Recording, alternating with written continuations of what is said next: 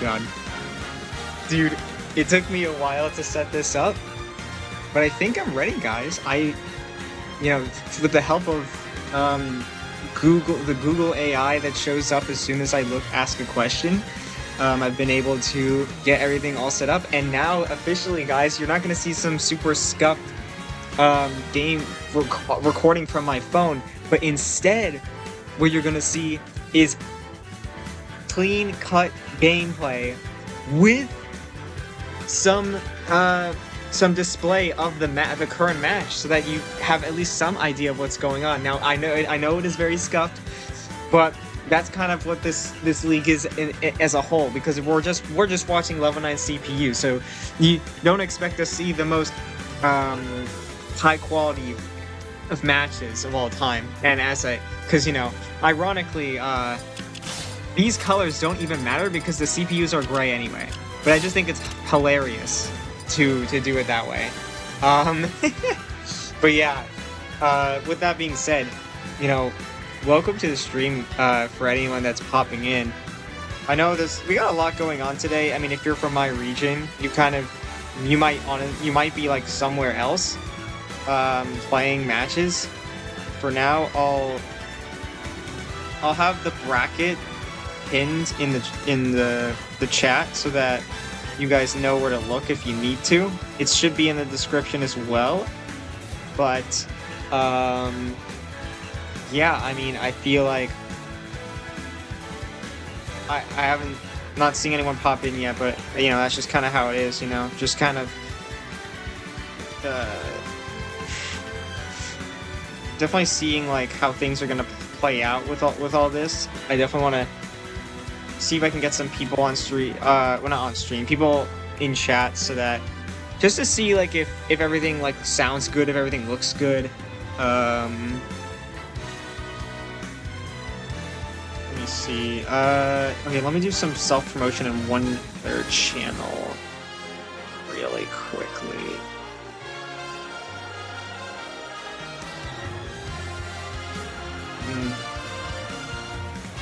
There we go. Okay. Alright, now let's get things going. Okay. Alright, to hold off on the rambling, to actually get into the nitty-gritty, for those of you who are just tuning in, or have never seen one of these streams before, this is the Level 9 CPU League that I am hosting, and very, not very active in, because I have a lot going on outside of this. This is just kind of like, whenever I have free time, whenever I'm motivated, this is the thing that I do. So yeah, it's just gonna be one of those things where you don't need to expect anything high quality, but if you just want to see some CPUs go at it, if you want to see, if you really want to find out who is the best, who's the best of the best, who's the worst of the worst, and who's just in the middle of the pack, this is really the stream for you. I think it's gonna be very exciting commentating these matches, because you just really don't know what's gonna happen,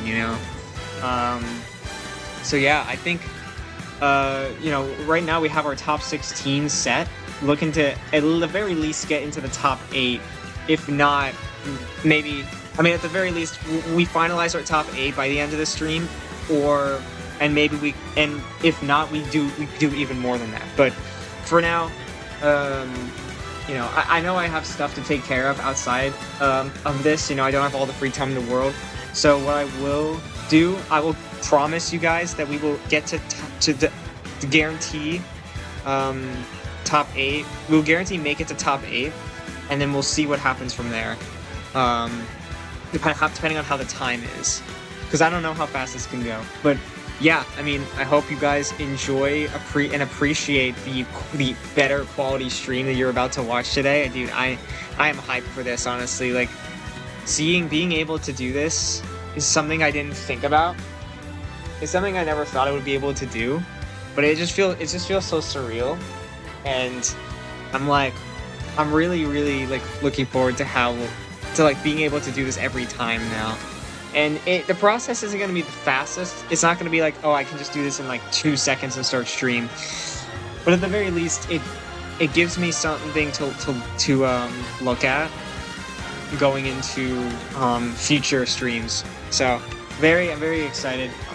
You might see me on Twitch streaming like an online bracket that I like looking at. I might do that. We'll see. There's a lot to think about, but for now, here's what we're gonna do. We're gonna get things going here with first match. So without wasting any time, let's see. Yeah, I'm looking at if I'm a little slow, it's just because I'm using my laptop to see everything. But yeah, we got ourselves Zelda versus Simon. Both these characters have gotten far in bracket. Actually, no. Richter has gotten very far in the bracket before. Zelda has also gotten far in the bracket before. Simon is not. This is his best run to date. And both him and Richter are in the losers top 16. So we're going to really see if one of them's going to prove to be better than the other. I think these two have actually played before in a previous bracket, and I think Richter won. But, Simon finally getting his chance to shine here in the Arcadian, mind you. Oh yeah, to explain the Arcadian, it's pretty much just every player that has not played a third tournament, every player that has not played, has only played two tournaments. I think it's 1 or 2 tournaments, and because we have 64 in each bracket to keep things even, and the Arcadian excludes any tournament winner. So Kazuya's not here, Byleth isn't here, Me Gunner isn't here. So we're really gonna see like potentially some players you wouldn't expect to do as well as they do shine here. But of course we got players like Zelda still kind of like showing why they're kind of in that close to that upper echelon, but not to the extent of Kazuya and the like. So as we go into our first match here, small battlefield is the pick. Got starting things off with a nice dash attack as Simon gets a pretty big conversion there, evening up the percent, even taking the lead with these projectiles. The thing is about Zelda, they have a neutral B which they can use to their advantage, but it seems like they're not really using it very well. Almost got hit by that axe, but there we go, using it for the cross, almost as if they can hear the commentary booth, which they shouldn't be able to. They should be locked in. Oh, what a parry. You should just roll it out of there, but it was more aura to go for that parry for sure. Ooh, the axe was intercepted by the side B. That's interesting. Yeah, both these characters have tools to kind of camp each other out if they wanted. Obviously, Simon is a much worse character. I mean, some people argue he's the worst in the game. Or he and Richter are the worst characters in the game. But of course, Ganondorf and Lilamek give him a run for their money in that sense. But yeah, Zelda, trying to prove themselves here as, even without a final smash, they can be a force to be reckoned with. They both got hit by their own projectiles. Unfortunately, Simon is not going to make it back. Not really using their recovery to the best of their ability there. I definitely think they could have made it back with fair. So yeah, Zelda just kind of, what kind of helps Zelda here is the fact that they have a better recovery in general.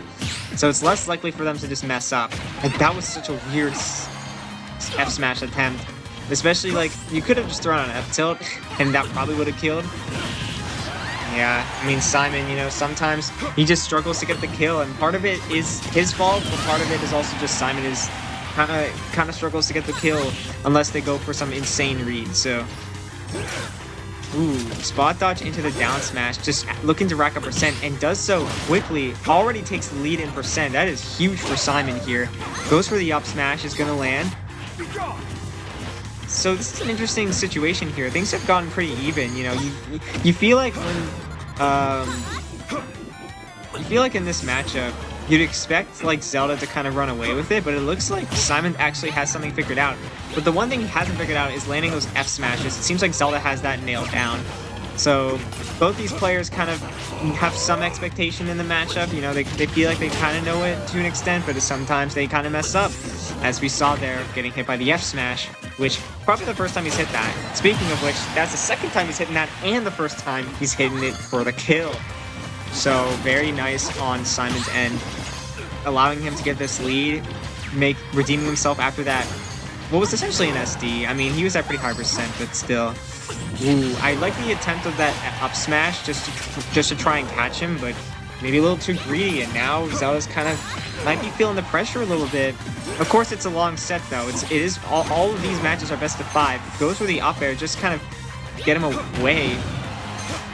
I mean, I think for Zelda, just gotta find the the grab was, oh my god, very, very smart from Simon to avoid these grabs, almost like he's expecting them.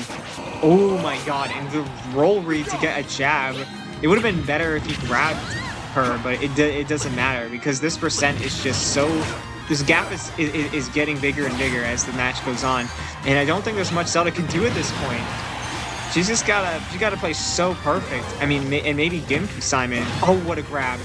Almost gonna kill. Needs one good hit. Simon gonna play it safe on stage. Can throw out projectiles as he does. Oh my goodness! With this, I forgot the name of that move. The lightning kick.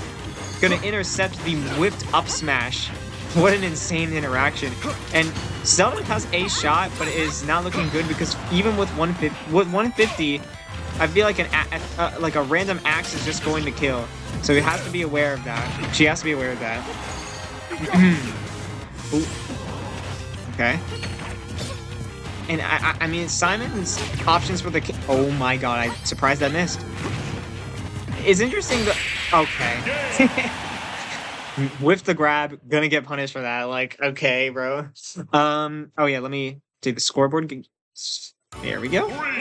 Simon is up 1-0. This is probably the one stage where, you know, things might look a little rough to see on the Simon's screen, but, you know, in certain...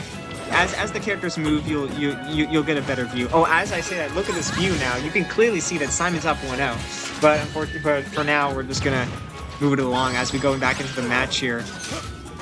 You feel like Zelda is gonna figure something out as she just got a huge lightning kick, going to take that first stock with in just for 30 seconds. So maybe Zelda has something figured out. Maybe she's feeling a little more confident in general in her gameplay. Not making as many mistakes as she was beforehand. Ooh, solid attempts there, but had to wait for that air dodge if you wanted that. I saw a potential tri-state twister from Simon, not gonna get it. And that combo would have landed if Simon went for the up smash, but just didn't. So I don't know what's up with that. Zelda gonna recover low. Ooh, if there's something that Zelda knows, Zelda knows that she can get that down throw into the lightning kick. Not gonna land, but it definitely, like, I mean, there's no reason not to go for it, especially when you're up an entire stock. Oh, the axe catching the roll? That's actually insane. And speaking of axes, man, I mean, Simon has experience with axe throwing. Clearly, I mean, you wonder if he's beat all the times that he must have practiced while everyone else was just kind of doing their own thing, thinking like, oh, axe throwing is just a fun little game. For Simon, it was more than that. Gets a jab to catch the roll, and unfortunate positioning from Zelda to get hit by 2 projectiles in one.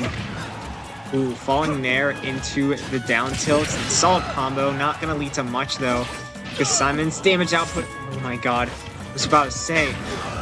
That's going to kill. There's no point.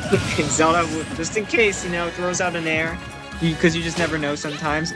Simon going for a Hail Mary up smash, you know, maybe it kills, but not going to be the case in this position. Something that Simon's taking advantage of with this stage counter pick from Zelda is whenever they go for, oh my god, he didn't let it rip, man. Okay, but it works out because it gets the F smash anyway. I was gonna say, the thing that Simon was taking advantage of was Zelda likes to throw out like a side B or a down B on that platform right there, and Simon could just easily use the axe to counter it with no consequence. So, but now you don't want to trade with things. You want to just start like getting that percent, making sure you can have the opportunity to kill, because Zelda has way more options to kill than Simon does. So it's about racking up percent. As he's doing that with his and the spacing. Oh. Wow. I am surprised that Simon was able to come back from that. It definitely looked like Zelda like had things understood. But as it turns out, I feel what this is coming down to now is just who can keep their composure the most. And it looks like right now it's the way things are looking right now, I mean, Simon's just, he doesn't care. Like, I mean, he could be down, and he just finds a way to come back. I mean, while Zelda just kind of, might have an issue with crumbling under pressure, so wait a little too long to get that lightning kick, so that's not gonna pay off. Yeah, these projectiles seem to be more frustrating for Zelda to deal with, because I feel like Simon's doing good to avoid Zelda's projectiles. I mean, I guess her projectiles aren't really projectiles like that. They're kind of just like, yeah, no, they don't act as like generic projectiles as, if you think about projectiles as like, Youngling's projectiles, like those are very different from Zelda's, because she can't act out of, because it's like they're kind of slow. Oh my god, okay. So the one thing that Simon, kind of doesn't do great is recovery. And if Zelda can just pressure him enough, that is just going to lead to a stock. So, oh, there we go. Yep, starting to throw out those nairs, because knowing that the lightning kick hasn't been working, I like that from Zelda. It's starting to adapt a little bit. Goes for the up tilt into the up smash. I mean, you catch him not pressing a button, yeah, it's going to work. And now, once again, we see a pretty big lead for Zelda. It's just a matter of holding onto this lead, making sure that Simon doesn't have an opportunity to come back. Goes for the falling nair into the jab, but not going to land the last hit. Could have been a punish. Oops. And now they're just kind of scrambling a little bit. This is where things get really interesting. Oh, wow. That is unfortunate for Simon. I don't know what he was trying to do there. Zelda intercepts trying to snap the ledge with his whip, and is unfortunately going to lose a stock before he takes his first, and he finally does here, but yeah, I mean, I don't know. I know Simon came back from, I mean, this isn't as bad. No, the lead wasn't as big as it was now. I'm not sure if I can see a Simon win here unless he doesn't get hit for the next like 30 seconds.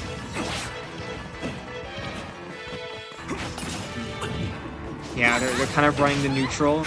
Simon with the classic projectile throwing. Zelda trying to play patient, wait for an opportunity to get in, or maybe for Simon to overextend. That's the beauty about patience. You give yourself time to see what they're gonna do. And beautiful punish with the lightning kick. I mean, I feel like this is just too big of a lead. However, I said that last time, and Simon won, so I feel like if Simon can get this stock, he does with the back air, things could turn around once again. Zelda has to see, has she adjusted well enough to avoid this situation from happening twice in a row? Oh, that is not good. I mean, didn't follow up off of that, but still, missing the neutral B. Yeah, these are ill-advised neutral Bs, throwing them out in the wrong times and just taking so much percent. Look at how much the gap is closed. Okay, it doesn't matter.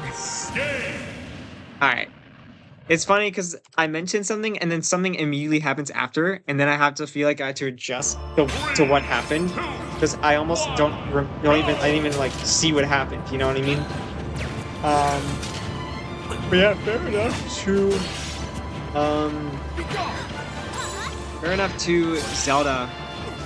Sometimes going aggressive in those moments are what you need to get the game, and she does so. But at the end of the day, she has to pull a reverse 3-0 if she wants to come out on top here. So, it's possible. I could definitely see it.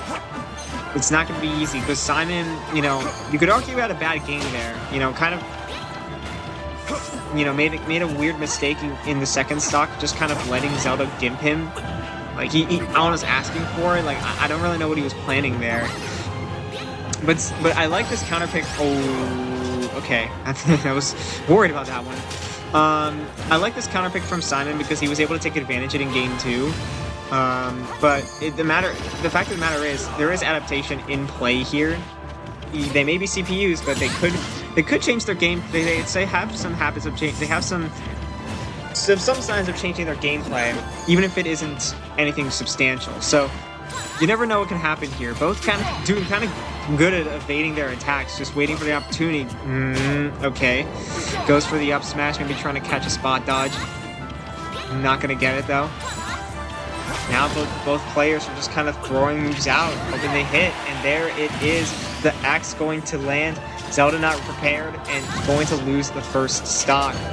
Very close game though, and Simon goes to stock in like just under 2 seconds here. Okay, oh what a catch! Beautiful coverage from Zelda, playing patient and just keeping things composed. So that was one of the more impressive stocks I've seen so far from Zelda. So that could be a huge confidence booster.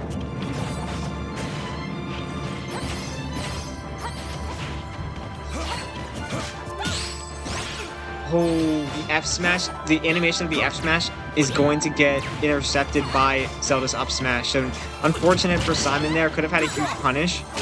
Oh, another F smash. He's just throwing them out like it's nothing. Off stage, Simon actually does make it back. This is new territory. See, both players are starting to play a little better than they have in the previous games. I feel like they kind of have been warmed up. They kind of adapted to an extent. They're kind of walking back and forth, trying to see who makes the big move first. But right now, man, oh, the bait for the neutral B, but not going to lead into much. Very close game. Oh, the up air was a good idea, but Simon was ready to air dodge there. Didn't want to lose the stock for that, so fair play to him. Ooh, and the forward air to catch not only his own holy water, but also he's holding it. Okay. Ooh, and great get up attack, and just let Zelda do that. I guess, you know, maybe he was expecting Zelda to go for some like roll read or something, and was trying to wait it out, but unfortunately gonna lead to this stock loss. But there you go, the F smash going to take it right back. I feel like Zelda's gameplay has gotten more clean, which is helping her a lot. While Simon is starting to throw out a lot more moves than I feel like he should, at least in terms of smash attacks, because he hasn't been able to land them very well. And the forward air is going to be huge. Oh, what a down air. It wasn't the sweet spot, but it was enough to take Simon's life. Going to go to a Game 5. Wow. So we are in the verge of a potential reverse 3-0.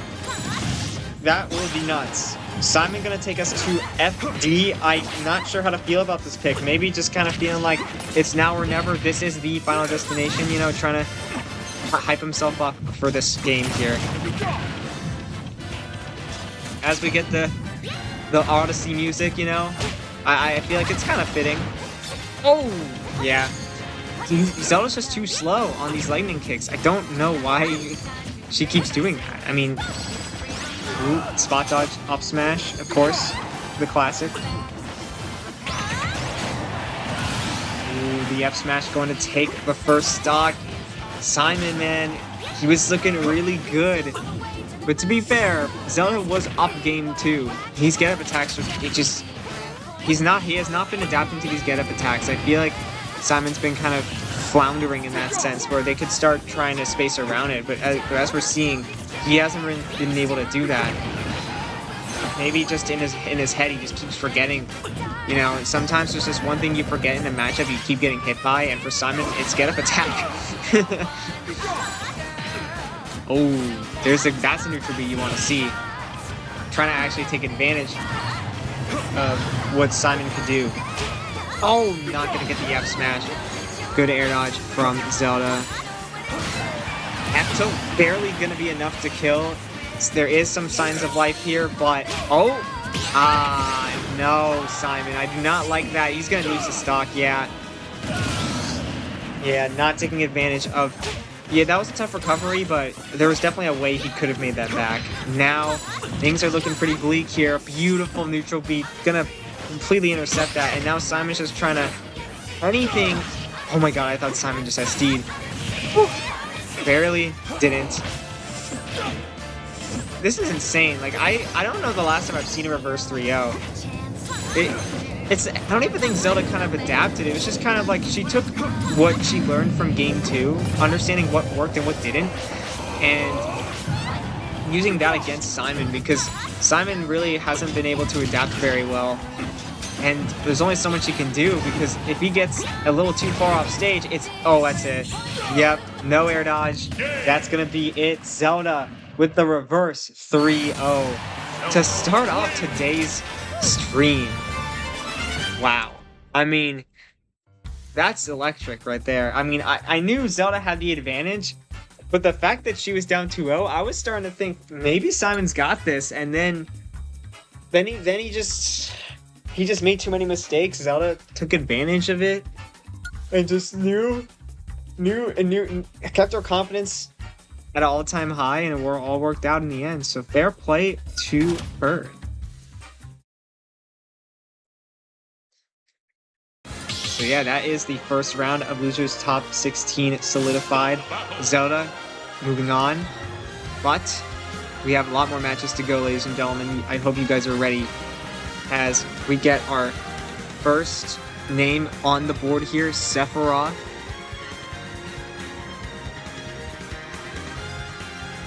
And give me a second.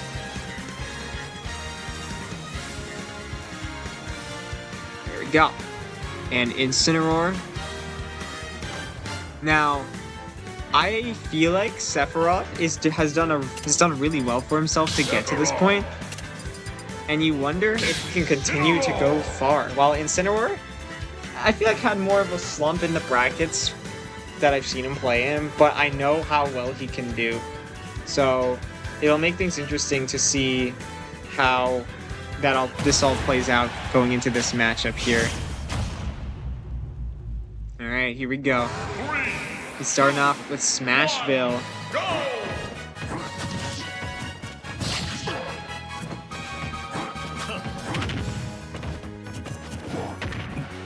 Here we go. Sorry, I just checking if anyone's watching, but it looks like no one is watching, or maybe there's some lurkers. I don't actually know. I don't have the view count of 13 views in total, so maybe people have been tuning in for like a few seconds. We respect everyone who at least tuned in for a few seconds. Okay, I gotta be paying attention to the match, because apparently I've heard 2 stocks get taken from one from each character, so this is interesting.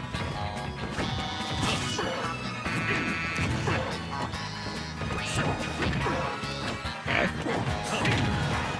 Let's see here.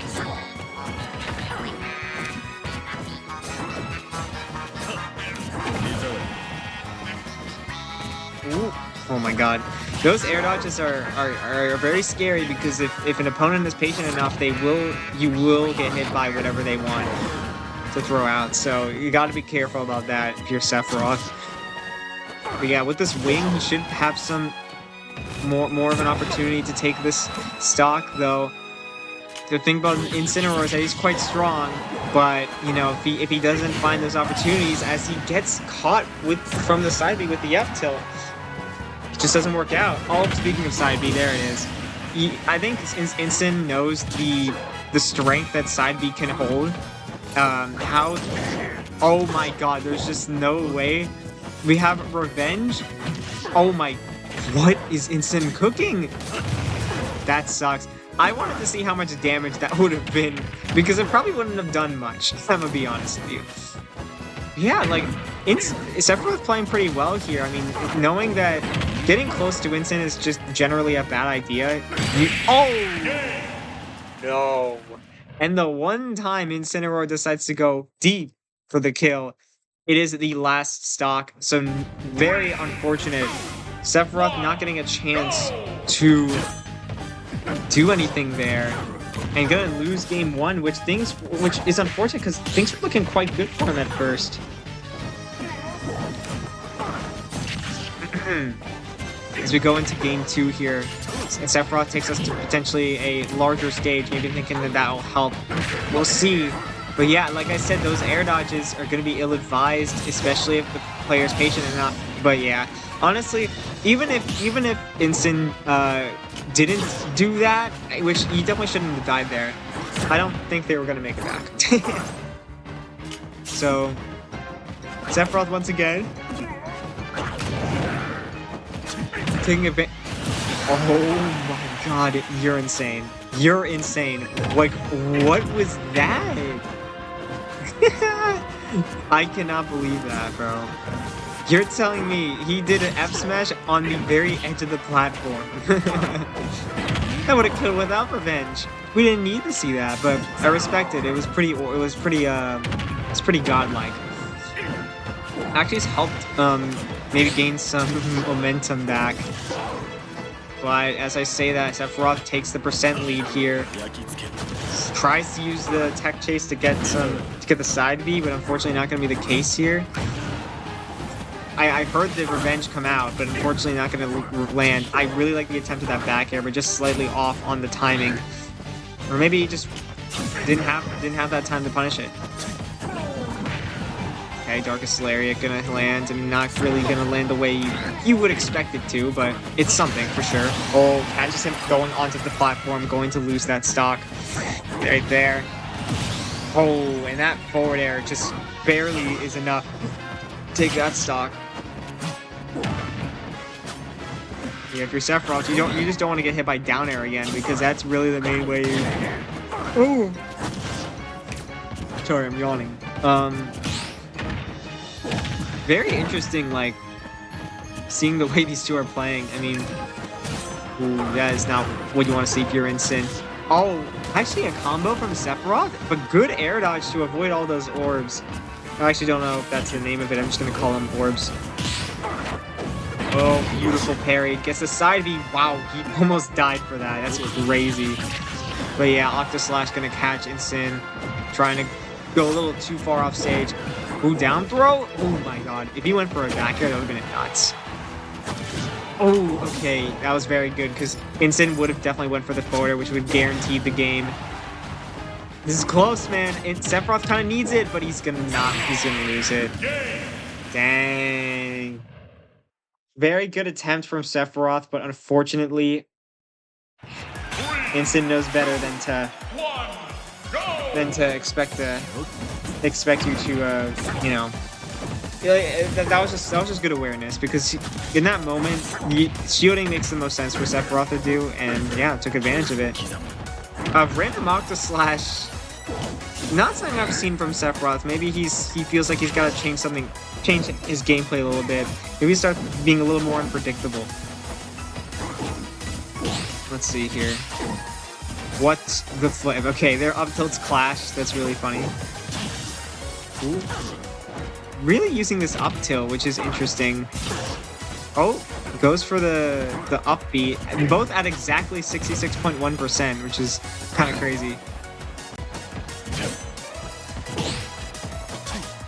Ooh, yeah, see, okay, now I'm starting to see Sephiroth trying to throw out these up tilts, but, you know, the part of it is adaptation from Instant. Like, he sees that he's throwing them out a lot and got up smashed for it. Now the game is evened out. I mean, the wing will help Sephiroth if he gets the stock, and he does with dash attack. That could be huge here, as we see back air. Yeah, Sephiroth not really able to extend his lead any further. Resetting the game here. Not finishing this jab. Maybe trying to read a shield to potentially get even more damage, but unfortunately not going to work out. Ooh, catching the jump with the forward air. I mean, that's surprisingly strong. Like, Instant's forward air is really good. Oh my god! Yo, that was a funny interaction. The Alolan Whip from Instant just not gonna be able to beat out Sephiroth's side B, and just kept getting orbs after orbs. So Oh yeah, side B's deathly now actually, now that I think about it. So he really doesn't want to get hit by it, but in that fear, the spot dodge is going to get caught by the F tilt. So very smart from Instant. Avoiding these, ooh, there we go. That was a nice F tilt.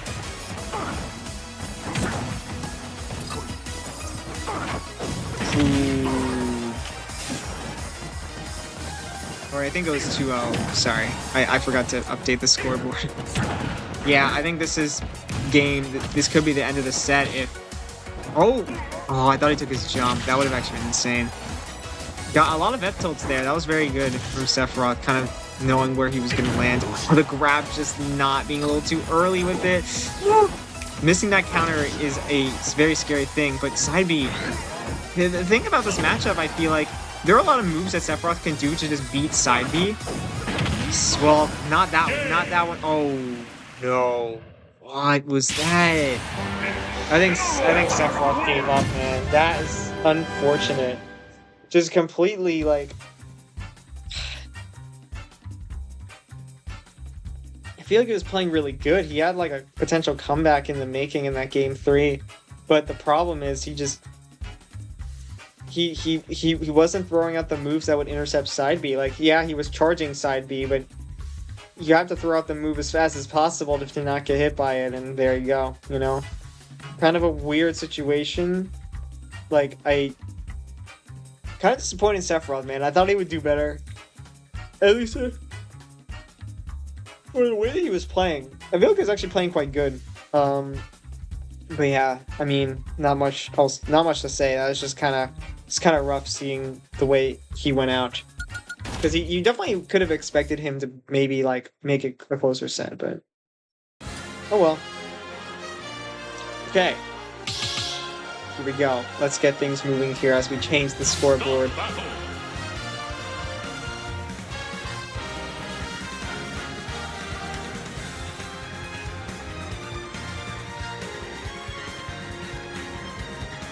Ourselves an interesting matchup on our hands. There we go. Interesting matchup on our hands where we have yep, as they said. And then the other Belmont, which, you know, if Simon going out in this round, unfortunately losing to Zelda in a Game 5 scenario, getting reverse 3-0'd, will Richter be able to outplay Simon, or will they both fall in the same round? Let's find out. 3, 2, 1, go! Alright, here we go. I don't know if you've heard the clicking. Let me see. You might have heard the clicking. I don't know. Whatever. Apologies if you heard me, like, mashing my keyboard for a second. Well, let's keep things moving here.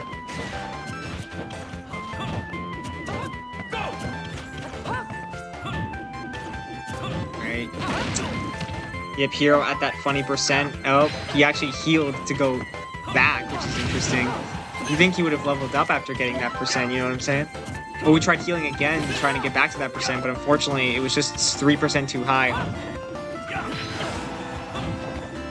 Yeah, and it looks like, until Hero gets that one spell that allows him to reflect every projectile ever,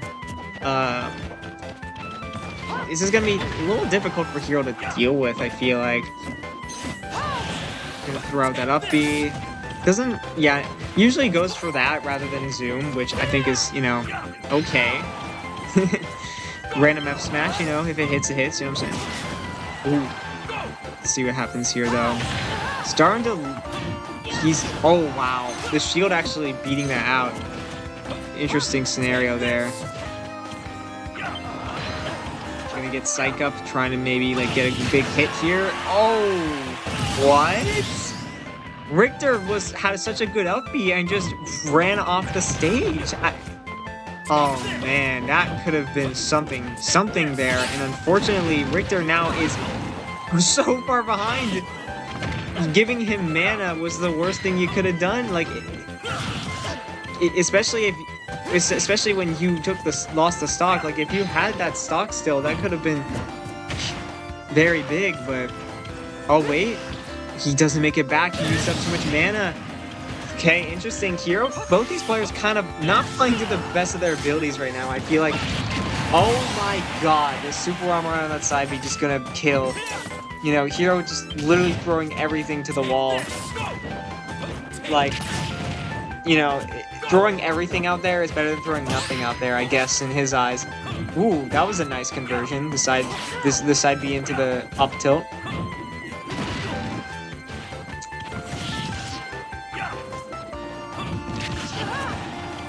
This song is... I love this song, man. Like, just hearing old songs just being played, like, it's weird, but it also feels like... It feels right, you know? Oh, Zeus! Can Richter get out? Oh, okay, no punish for Hero. Not even gonna attempt to, which I guess is fair, you know? Doesn't want to get punished for whiffing it, I guess.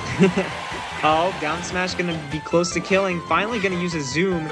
Not really gonna lead into anything. Oh wait, if he keeps his distance, he might be able to find something here. Maybe with some of his projectiles. Oh, this dash attack! Wait, can he make it back? He can't! Oh no! He even tried throwing out the forward air and it just missed the mark. That is unfortunate. Richter gonna take us to Battlefield. Yeah, I mean, this stage, like, Small was working really well and then just kind of choked the lead. I mean, I think what screwed him over was that first stock, man. He had a huge opportunity to get some extra credit and just didn't because he fell off the stage. I think he wasn't paying attention to it. So he saw Hero die, got satisfied, and then forgot to look at his own character.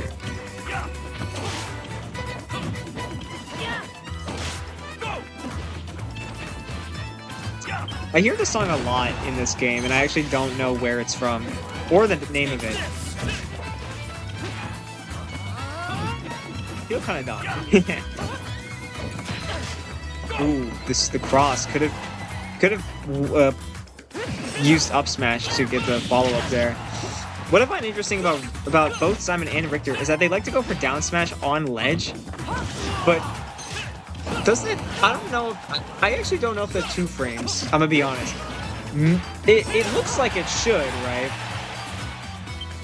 But the window must be so tight that it just feels like stupid to go for because like it's not. They're not gonna get it like 999 times out of 100. Out of 1,000, sorry. And then there's like a 1 in 1,000 chance that it actually does land. I don't know. I feel like I've never seen a successful down smash 2 frame from these guys. I think I've seen the reverse down smash actually be more successful at landing. And speaking of weird options at ledge, I'm not sure if that was the move from Richter. I mean, unless he, I don't know. Like, I don't even know what to say. Richter's up the stock. Things are looking pretty good for him. Yeah, just forgetting to hold shield. Like, okay. Could have probably also rolled away. I actually don't know. I mean, that move is huge, so hard to say. And sometimes, and they just like, you know, they just want to stare at each other for a second, just kind of get like a mid-game like check-in. See, like, hey, all right, is everything all right, bro? We good? We still good to play this game? Like, okay. Richter could have done a lot of things in that moment because Hero was scared. He was, but didn't do anything as a result. So unfortunate there. Oh. Okay. Yeah, I mean the thing is, Richter can get the lead. That catching the roll is insane. Oh man, see, Richter could have has moments of glory and just doesn't bite. But then, you know, gets the up smash after destroying out a bunch of smash attacks beforehand, which it's weird. I don't even know. Like, he's playing so weird right now. I don't know what to think of him. Oh my goodness! And the whack gonna land. I mean, I don't even know what to say. Like that, he tried air dodging and it still landed. That's interesting. That's very interesting. Alright, Hero just gonna get out of there. Maybe feeling like he has to change his positioning if he wants to get this lead back.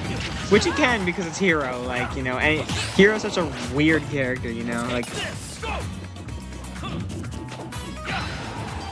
Now, but yeah, the thing is, with these extra platforms, I feel like this is really helping Richter out. Because he kind of has more freedom to throw out these projectiles the way he is, and doesn't need to go in as much as Hero does. These up-Bs, man, those up-Bs scare me because of what happened in the first game. I don't know if he wants to be throwing them out the way he's throwing them out. He's not getting punished for it. But I feel like at some point Hero's... Oh, here we go. Yep, the up tilt. That's one punish. Do you go for it again? Oh, good forward throw, though. Alright, what does Richter do? Just gonna throw out some projectiles. Good shield. Oh, what a parry. Dash attack. Almost gonna be the stock. He's not gonna go off stage. Just... Yep, there it is. No! Woo! Okay, I thought he was gonna lose that stock. Because if he, like, you know, didn't shield that. But very good from Richter to not get hit there. That's it! He used his jump! No way. Another insane game from Hero to make a comeback from. Richter choking once again. Okay, I'll be right back. I need to use the restroom, so you will not be hearing audio for a second. Just watch and just let me know how it goes, guys. I'm very curious if Richter can take a game at this point.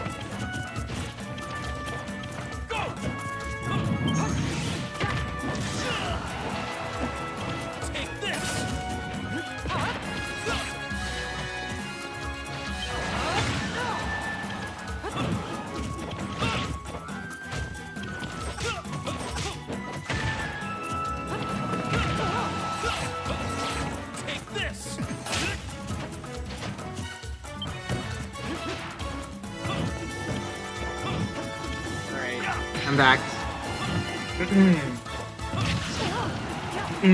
Alright. Town City here. Like, what the flip? How did that snooze not hit? That's a little interesting.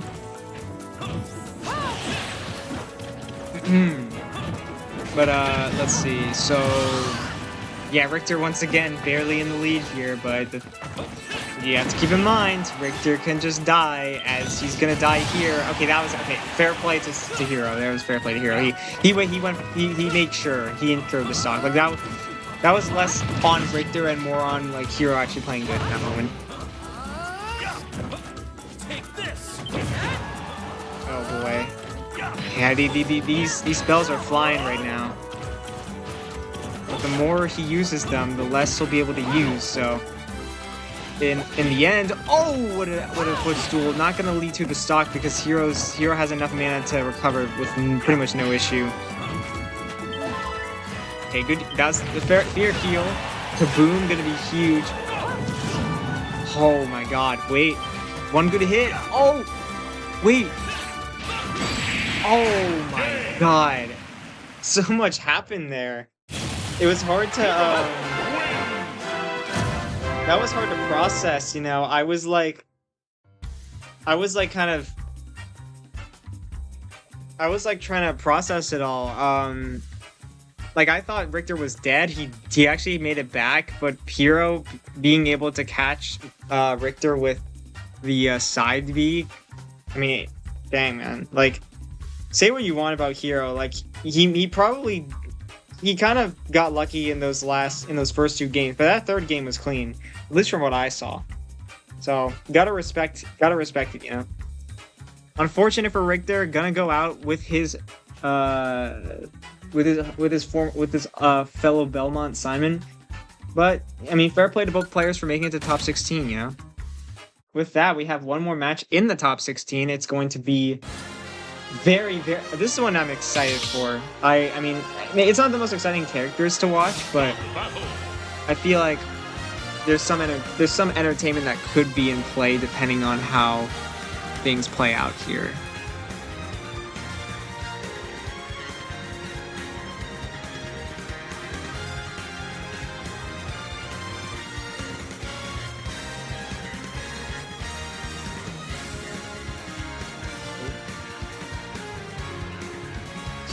Oh, okay.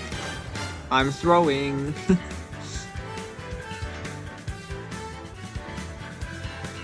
Yeah, that's good enough. Maybe I should go a little higher. That's better.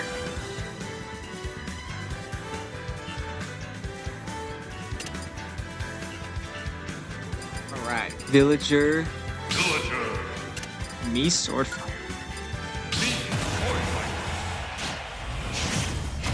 All right. I'm very curious about this. So, 3, 2, 1, go! the thing here. Actually, I'm gonna lower. I'm just gonna do me sword. Just so you can see the timer. Yeah. What I think is interesting about this match is Sword Fighter. You know, haven't seen him shine very much. I mean, maybe he had like one decent tournament, but other than that, Villager a dark horse to maybe some, but I've always known that he's kind of a threat. And I feel like this tournament is his greatest chance to show it. But at the same time, you know, me Sword Fighter, very much a dark horse in this match. I feel like you don't see much of him, you know. Sometimes he performs well, and other times he just kind of doesn't. But right now, I'm liking the way the Sword Fighter is playing, you know. I feel like when Sword Fighter got his kind of lineup of moves that he likes, I feel like, you know, Tornado works really well for him. He knows how to combo into it when he needs to most. But the thing is, Villager has the pocket, so yes, keep that in mind. I mean, it's not as crazy because I think the thing about pocketing Tornado is that, well, Sword Fighter could still throw out, what's it called? He could still throw out tornadoes. Like, it doesn't prevent him from throwing more out. Okay, what the flip was that up air? If that worked, I would have actually popped off. If there was a world that actually worked where he only hit the balloons and Villager just died. Like, imagine, bro. Imagine. Oh, I thought he was going to get the up air. Unfortunately, maybe a little too far off stage to feel safe to commit for it, and that's going to cost his life. Air dodging, being caught by Villager. Very smart place from Villager. Slowly crawling back in this match here. Up throw is an interesting pick, though. Oh my god, Downer his downer just didn't care about the trees in that moment. Like, you just, oh no. But the combos it doesn't matter, because when you get comboed by Villager at 200%, whoo, my god. I cannot believe that just happened, bro. Alright, those are kind of nice with it, man. Like I said, to me, he was one of the threats to win this whole thing. Let me check who he lost to. I kind of forgot. Oh yeah, he was early in losers, actually. He lost to Isabel, which I guess makes sense. The Isabel is currently on the winner's side. We'll get to them later. But yeah, that is interesting to keep in mind. Villager losing to Isabel is ironic. Because, I mean, I feel like Isabel it doesn't really... This is Isabel's first good tournament run. Like, I don't think they've had a good tournament run until now. But that's the beauty of the Arcadian, you know? Some unexpected players are going to start popping off, you know? Down air into nair.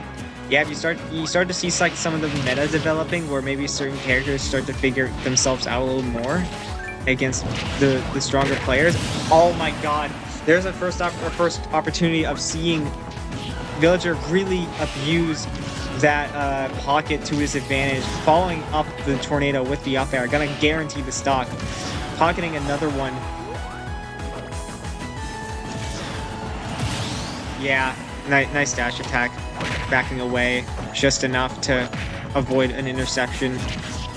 But yeah, this is interesting. Like, this dynamic for Villager, like having the opportunity to pocket some of these projectiles, which for any other character, or I guess besides Isabel, Tornado's very annoying to deal with, because it just sends you with the same.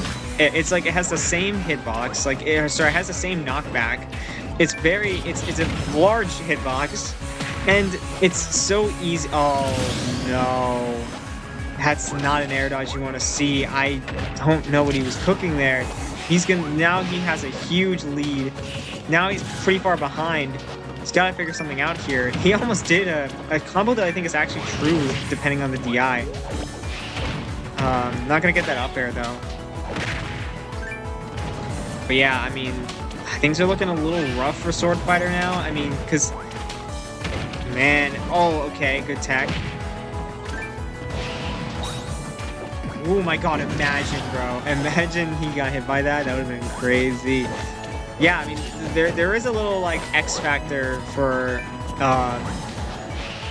a Sword Fighter in this matchup, and that is his down B. Good punish, good punish. When I think about Sword Fighter's down B, he doesn't throw it out a lot, but if he gets a successful hit off it, it could be huge. Villager's edge guarding is actually so good. He was so close to landing it, which would have guaranteed the game right there, because he would have ran out too many resources. Would have been run out in that moment. But yeah, gonna take him off stage. Oh, okay. Ooh, this extended hitbox there. Oh shoot. Okay, wait. Oh my god, they're both going for some edge guard. I mean, the problem with, oh my god, that would have killed. Jumps right over the grab. They're both. I feel like Sword Fighter is playing with. I don't know. Sword Fighter feels he should not be as comfortable as he is in that position, because he could just die. Oh. Okay, you know what? That worked out. The pocket is so scary. Oh. Oh my god, up air killed. What?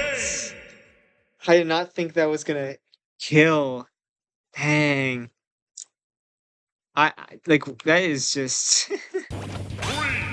this is a weird set, man. I feel like Sword Fighter is playing so good sometimes, but then it's like I see something. I see like Villager just kind of like do what he does, and it's just enough, because Sword Fighter just can't deal with it sometimes. It feels like he just kind of feels lost in certain parts of this matchup. Oh my god, he got spiked, bro. Imagine if that was off stage. That would have been evil. Up throw. Gonna get an up smash, catching an air dodge. And gets another one, catching another air dodge. Oh my god, he almost got it with the side B. No, was not gonna kill in any universe, but it was a good idea. It was a cool idea, at least. Oh shoot, yeah. Villager is just so good at knowing when like when a player gets too comfortable. You get too comfortable, he knows how to like kind of cheese you almost. I would not really cheese, but just kind of like just kind of senses like, okay, you're putting yourself in a very weird spot when you feel like you aren't, and I'm just going to kill you for it. Like he finds those like those little moments where he can kind of just delete stocks even without like a crazy combo. He just finds that one opportunity. Sword Fighter is playing really weird right now. These upbees are just, I don't know. These upbees are kind of confusing me, truthfully. He's at least getting the tornadoes, or at least getting rid of the tree. Oh my god, they're both mashing right now. Okay, yeah.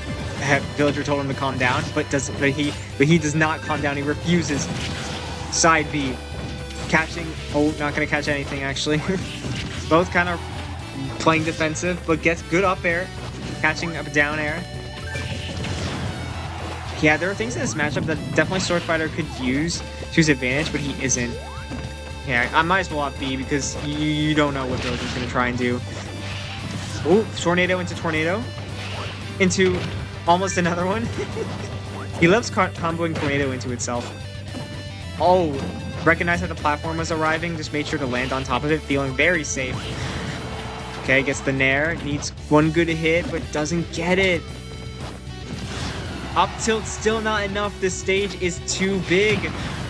Oh man, the Villager can come back from this, but he doesn't. Okay, I thought that was Villager for a second. Good up air, good up air.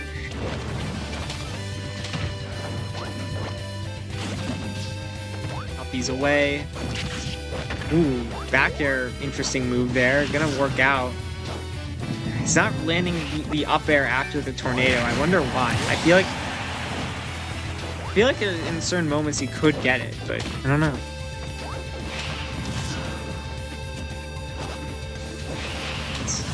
Oh my god. Okay, sure. Catch him from the air dodge with the up B. I mean, not gonna lead into much, but I respect the attempt. Oh no. Whew, almost died to that. Don't want to get intercepted by Villager when his recovery is so much better than yours.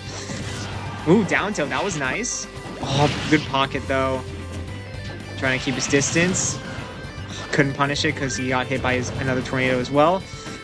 He's trying to prevent this from being a 3-0. Can he do it? He just needs one good hit. One good hit. Oh, that pocketed. That is so unfortunate. See, Villager is slowly crawling back once again. He's so good at just... If he's in a last hit scenario, he just has no fear. That's just the thing about Villager. Oh no! He tried planting a tree, it failed. Oh my god, this is so scary. Dude, if that was 3 turnips, I think that was the game, I'm gonna be honest. So, me sort of getting lucky. Oh my god, he's panicking so hard, and that's gonna be it. Ah man, that's the thing. Like he let Villager get in his head. There's too much going on in that brain of yours, me Sword Fighter. Really like what you were trying to do, but none of it really came into fruition, as that's going to be the end of Losers Top 16. Some good matches to watch. I mean, the Game 5 was insane. Everything else was a 3-0. But there were potentials for all those players to have taken a game, just kind of not delivering in that sense. But we got to move on. So fair play to these 4 players who are still in bracket, making it to top 8 qualifier, the top 12, if you will. And now we put ourselves in a winner's quarters scenario. So winner's quarters, now from here on out, if you win one more set, you will make it into top 8. Now, obviously, if you're on the loser side, you have to win, otherwise you're out of bracket. If you're on the winner's side, you have to lose 2 times. So this is where things get very interesting, I feel like. So yeah, let's see how things go. Who are the 8 players who have yet to lose a set, and only 4 of them will prosper into the top 8 winner side. Let's see. We got ourselves quite an interesting matchup here. We'll do PT for now. We got ourselves Pokemon Trainer going up against Dark Pit. Very intriguing, if I do say so myself.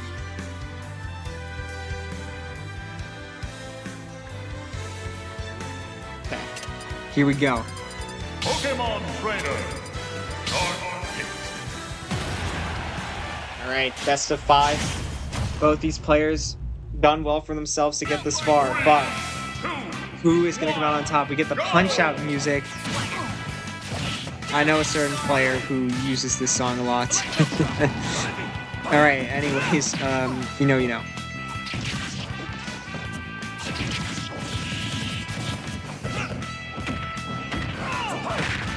Ooh, okay, up throw into the up B, which definitely was not true, but sometimes you just gotta go for the hit.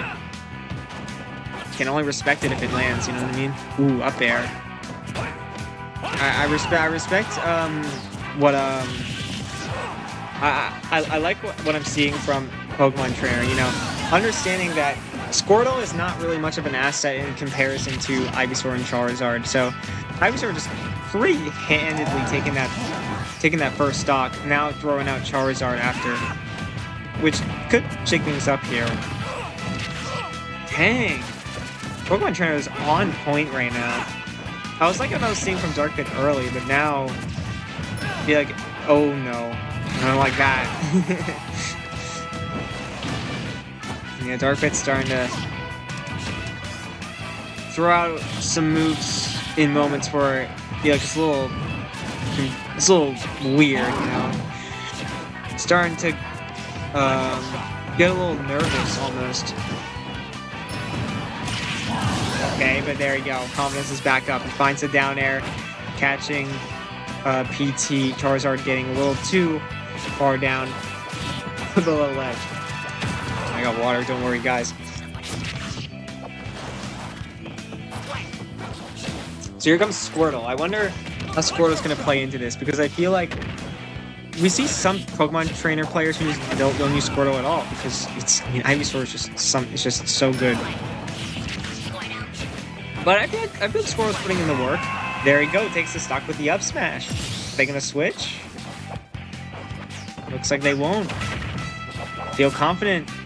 Oh my god. Bro. They got the footstool, but just didn't do anything.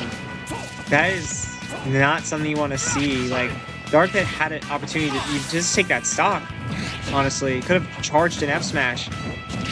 With bad DI, that probably would kill, honestly. But yeah, I mean, it's Charizard. You're not gonna... Ooh, okay. Yeah, no. The problem with that up B is that it has super armor, so you can't really just...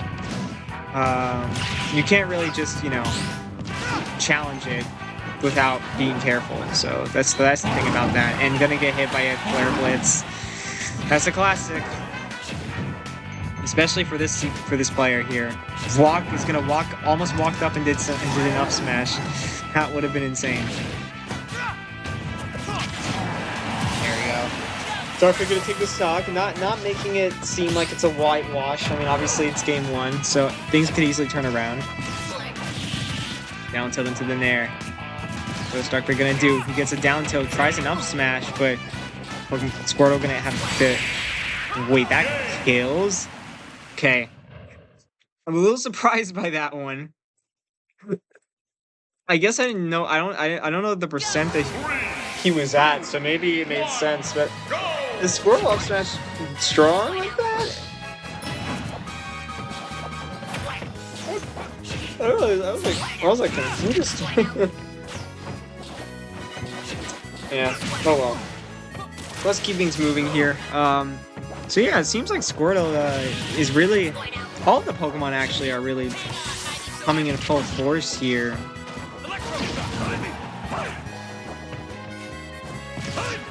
Ooh. Oh, that would have been fire if he got that. I actually almost lost the stock for that. I mean, this small bottom blast zone could have like came back to bite Dark Pit there, but gonna be in an okay spot. Of course, something I'm noticing that Dark Pit's getting hit by a lot is Flare Blitz, which, you know, it would be pretty cool if he didn't get hit by that. Yeah. There you go. Back here, gonna get caught. There, and there you go. So now, with Ivysaur trying to get aggressive, Dark Pit's patience pays off as he... Ooh, and yeah, just very good to kind of like is like ready to hold shield. You know, sometimes you could just hold shield and then let go. The Dark Pit knew that, like, you know, maybe he has a multi-hit he wants to throw out, and that up B was indeed one of them. And look at this lead right now. I mean, Dark Pit is playing to a T the way he's supposed to in this matchup. No Flare Blitz this time, or at least none that's going to hit Dark Pit. Wow, up air gonna almost kill, and up air is definitely gonna kill Squirtle, but he's not gonna he's not gonna throw it out just yet, at the very least. Ooh, try to catch the up smash with the side B. Here comes Ivysaur. This could be the stock. No, doesn't commit. Down air, not gonna be able to lead into anything. Gets back into Charizard, realizes that Charizard was probably their best option in this moment. Here comes Flare Blitz, not gonna hit at 170. Oh, and there it is. Tried to play the projectile game, and Flare Blitz is going to intercept that completely. There. Oh no! That was the stock for Dark Pit, and he messed up. This. Now we'll see how much damage he takes before he actually does take the stock, which should be. Oh no, 35.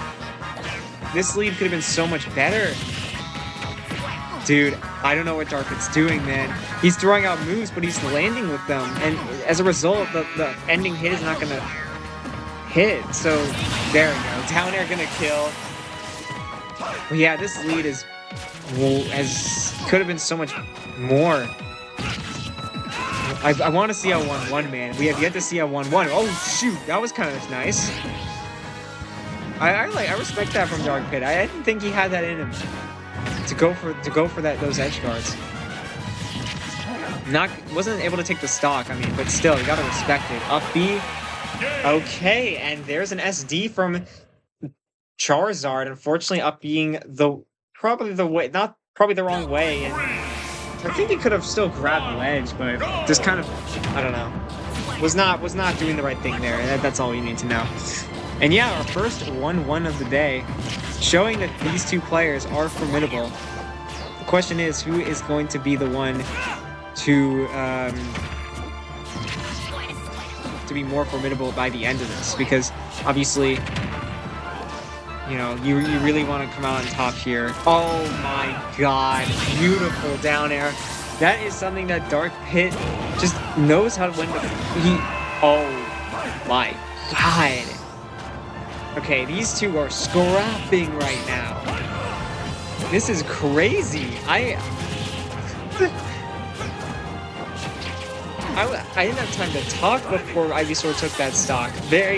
See, this is the thing. Like, I feel like the thing that PT wasn't using to his ability was abusing Ivysaur. I feel like Ivysaur is like the easiest to get hits off, and even combos to an extent.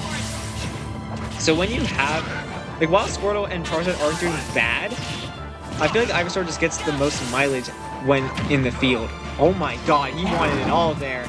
Oh, is he gonna get the punish? No. Okay, I guess just a jab, why not? It's better than nothing. Down tilt, up air. I thought he was gonna go for F smash. Could have, and would have got the stock if he did. Oh, down air, not gonna... Okay, I'm surprised. To be honest, I knew down air wasn't gonna, like... Oh, wait, that was actually sick. Oh, yeah, completely got mixed by that. Unfortunate situation. What parries? What is going on? What is Dark Pit doing? He's just like he's trying to gain some aura right now. The thing is, you gotta take this game if you want that aura, man. You can't just There we go, down to up smash. I don't, it looks true, even though I've never seen like a darker player do that ever. I don't know. I'll have to think about that one. Yo, what is going on? No way, the tech? Wow. Teching whatever Ivysaur was trying to do, he got the reverse, the nair, which sent them so far back that they couldn't make it back to the ledge. And as a result, Dark Pit's actually going to be up 2-1. This is insane. This is like Dark Pit's first like good run I've seen from what I know. I don't remember Dark Pit ever really like getting any results up until this tournament where he's now 1 game away from winner's side top 8. However, you know, just because he's up 2-1 means absolutely nothing. You know. So we'll have to see how if Pokemon Trainer can find his footing in these last 2 games, because he has to. He needs to if he wants to win this set. Down to back air, love to see that. Yeah, Battlefield is an interesting pick. I do kind of like it because, you know, Ivysaur, the moves he's throwing out right now, that's the moves he likes. He wants to get the stock here. I feel like Dark Pit, you know, should realize that being on that top platform while Ivysaur is on the bottom platform on the stage, probably in one of the worst positions you could be in this matchup. Oh my god. If he actually landed that back air, that would have been insane. Yeah, close game here. I mean, Charizard gonna be trying make the stock last as long as possible, but letting go shield, gonna get caught by up smash. Gonna lose that stock. Ooh, what a punish. And that kills. Okay, you know what? Sure. Yeah, I don't see that move killing many times, so I guess I wouldn't know how strong it actually is. Uh-oh, this could be huge. Okay, I think Pokemon Trainer forgot that he regrabbed there, so definitely could have done something off that. Ooh, catching the roll, just waiting for it, and gets another up smash. Looking at a pretty decent lead, not something that I would say is super strong, because I mean I feel like PT has the tools to bring this back pretty easily. But right now, switching to Squirtle. Oh, okay, actually gonna lead into a hit there. A nice side B. You're gonna get grabbed. That's the thing about patience, you know. If you try and shield as a way to be patient, that sometimes backfires because you could just get grabbed. So you have to be careful about the way you're patient. See, that would have been fire if he got the up smash, but unfortunately, this is some things that the CPUs forget they have. But something that he doesn't forget is his ability to edge guard a lot better than PT, because, you know, just kind of going for that nair was just clearly enough to get that stock. Now do keep in mind, as I say it, that lead was not very large, because if Ivysaur got a good hit, which he did, it evens the game out completely. So now he has to be very, very careful the way he plays the rest of this game. Because I feel like if this goes to game 5, that could be added momentum for Pokemon Trainer. Oh my god, and these side beats are starting to land. We haven't seen them land all set. The jump is taken. He needed one more and went for it too. We're just slightly misspacing it. That would have been it, but still in a good spot. Got some good percent. Here comes some percent from Squirtle. Tries the up smash, lands it. Now things are looking a little interesting. If Ivysaur comes in, this could be pretty scary. Good grab. Okay. Squirtle makes it back, using the side B to kind of put him a little low, make it harder for Dark Pit to land something there. Up air, not enough. Oh, finally gets Ivysaur out. There's more potential for this stock to be taken. Does he go for something here? Oh my god, if I saw a down air. Oh, there it is, but he doesn't get it. Great air dodge from Dark Pit. He was aware. Oh, shoot. This is a close game now. Okay, forward air. Hook Charizard comes out. A Flare Blitz will kill. Almost lands it, but misses, and that is going to be the set. Ooh, a very very exciting set there. I mean, I think, you know, the Flare Blitz from Charizard, I don't know if the intent was to actually try and hit Dark Pit.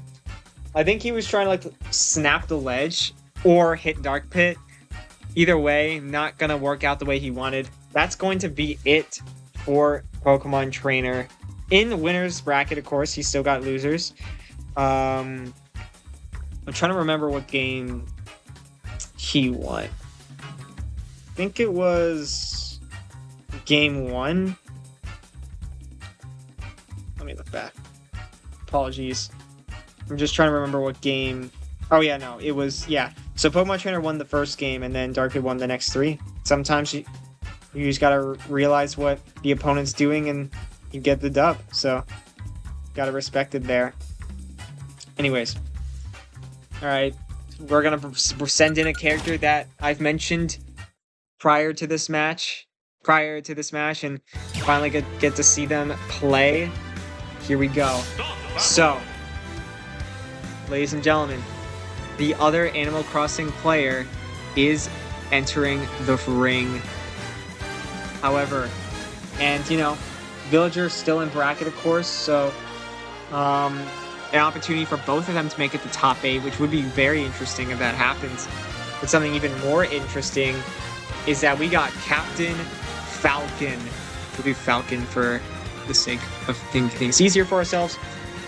Here we go. This is, now in terms of like hype matchups, this might be up there, especially with Captain Falcon in the ring. Let me see here.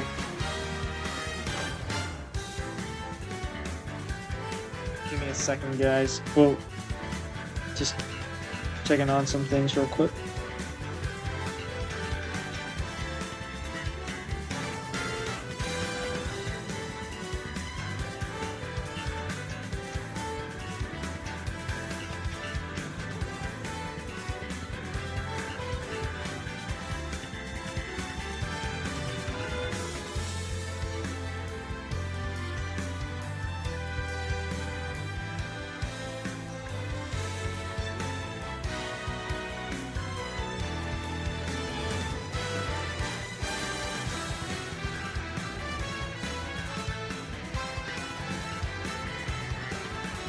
Where's the chat, man? Where's the chat?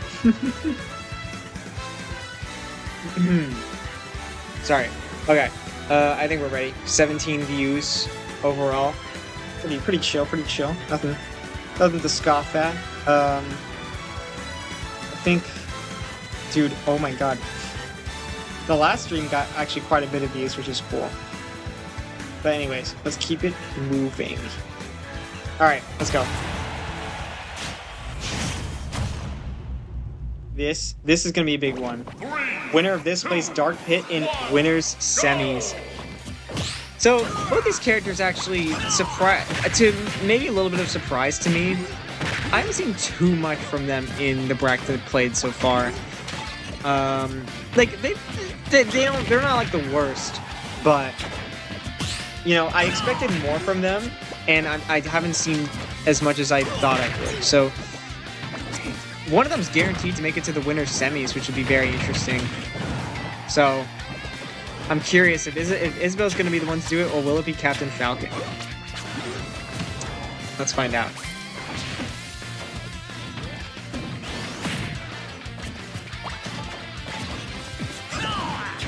Oh, there's the scoop hit box of the up smash, but not going to be the you know, not actually landing that second hit that he wanted there. So maybe the move isn't as broken as we thought it was.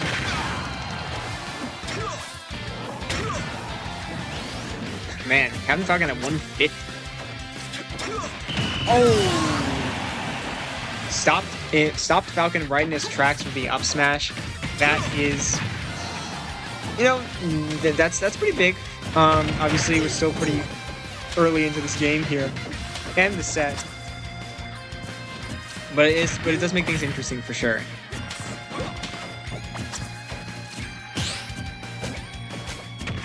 There, I was waiting for it. I was like, is Falcon gonna grab? It looks like he's in position to, and he finally did it. Hooray!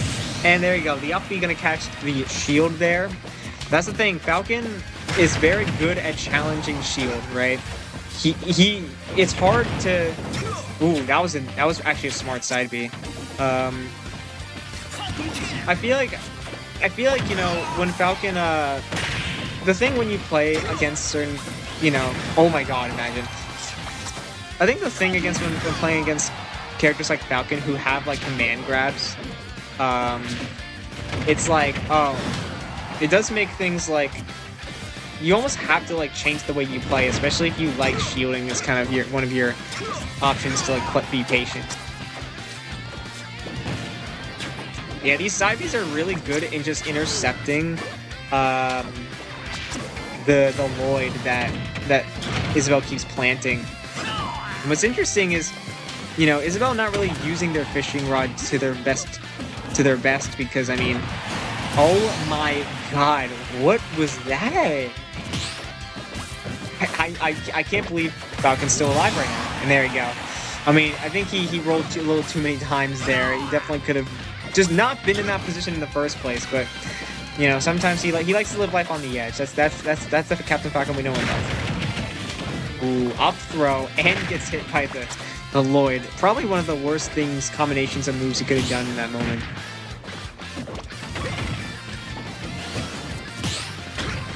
Okay, this is close. Ooh, Falcon kick, trying to lead into something. Air dodges away. He does get hit by a Lloyd. Ooh. Okay. Dang.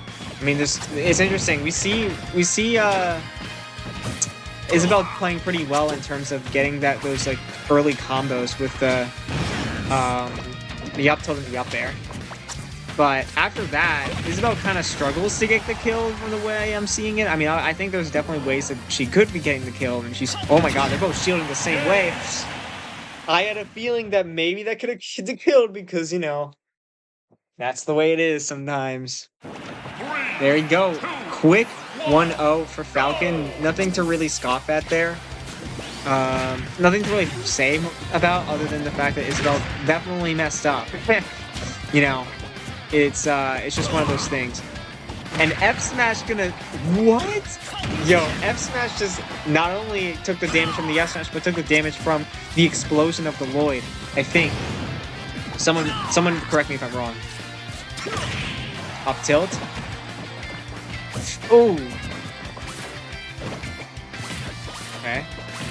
Now Isabel just gotta throw out those nairs, you know, it's relatively safe. Oh! Dude, that actually hit because of the fact of the extension. Ooh, and there's the side B into the knee. If you are not ready for that, you will get hit by it. I mean, I feel like, yeah, this Falcon player loves to go for that. Even though I don't think it's true. It's close to being true. I mean, but I'm pretty sure every character in the game could theoretically air dodge it if they reacted fast enough. And both are just spiking each other, because why not? Let's throw out those down airs. Oh man, that up air was maybe a little too early. That would have definitely been the stock if she threw it out a little later. And it's a back air? I know, that was a forward air. That was a forward area. And then speaking of forward airs, gets one more to take that stock. Isabel trying to keep herself in the game here. I thought that was an SD, I'm gonna be honest.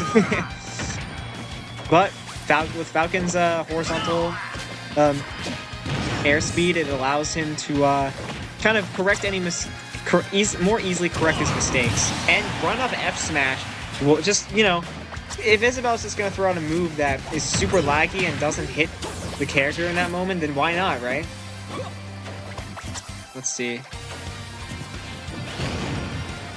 Okay, Isabel is getting a little too obsessed with fishing right now, as we're seeing not really getting enough mileage off of them, and Falcon's just playing really well into it as well. Ooh, back air. I liked what I was seeing. Unfortunately, it didn't lead into anything crazy. Oh, okay. Good timing. Finally starting to see some counterplay from Isabel here. Ooh, okay. Yeah, the thing is, Falcon's advantage is very scary. Great knee, just catching her sleeping on the wheel. Goes for the down tilt. One more hit's gonna be it. and just stayed on the ledge for some reason, but catches the spot dodge with F smash. Wow. I mean, there are just certain moments where Falcon is just reading Isabelle like a book, and it's just, and those moves are enough to just create a lead that's just so difficult to come back from.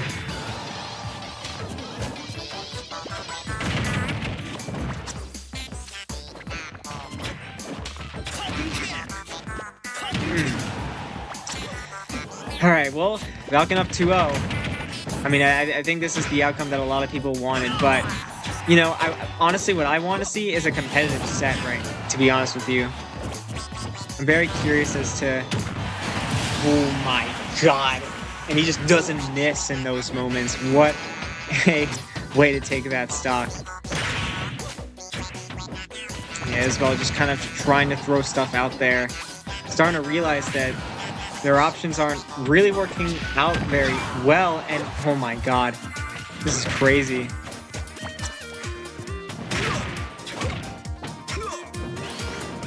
Side B, no punish. Oh, actually, I got a little bit of a punish there. Not like an exact one that I was kind of hoping for, but... Ooh. Oh my god. This Falcon in advantage state is terrifying because, yeah, sometimes they throw out the moves you expect, and then sometimes they just throw out something super random. So that's probably what Isabelle's trying to deal with, trying to figure out, like, oh my god, and just keep spot dodging. Like, you really, there's just certain moments where spot dodging is not going to lead into anything. Good footstool, I guess, and going to lead into a fishing rod into potentially another one, but nope. Isabelle trying to backtrack. No, just throws out another fishing rod. I don't know. I feel like they just wanted to fish today, man. I don't think they wanted to play Smash Ultimate. Oh.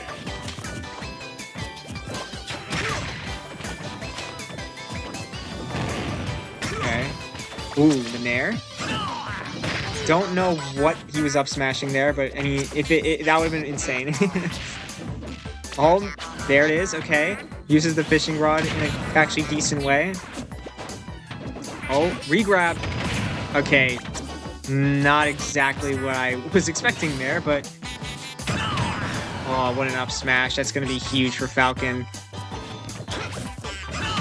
Oh, and another one. I was worried that she was going to get hit by that. Oh, but the up air. Okay. Oh, okay. But getting intercepted by the Lloyd. Up tilt. She waited one little second. That could have been the stock. But down tilt. Gonna catch Isabelle before she can grab a ledge. Yep, that is how you do it. Great set from Falcon. I mean, he played really well. Isabelle, there's just too many mistakes that I was noticing. So, yeah, that's the difference. Sometimes that can make the difference. Who makes less mistakes?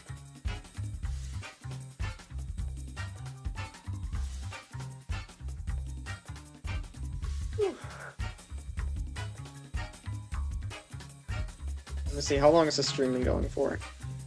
Where are we at? An hour and a half, okay.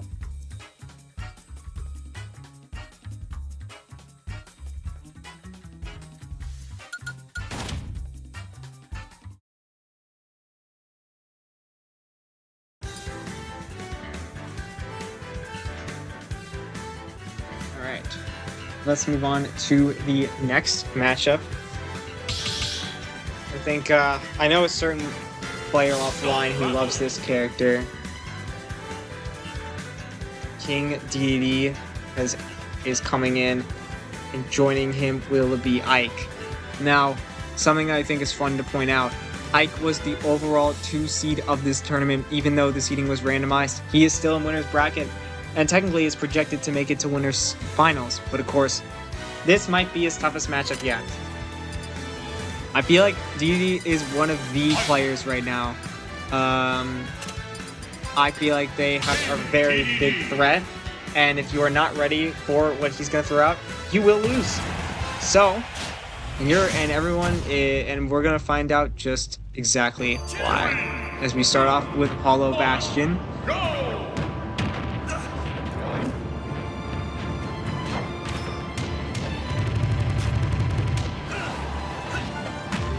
Oh my god, that's a stock right there. Oh, never mind.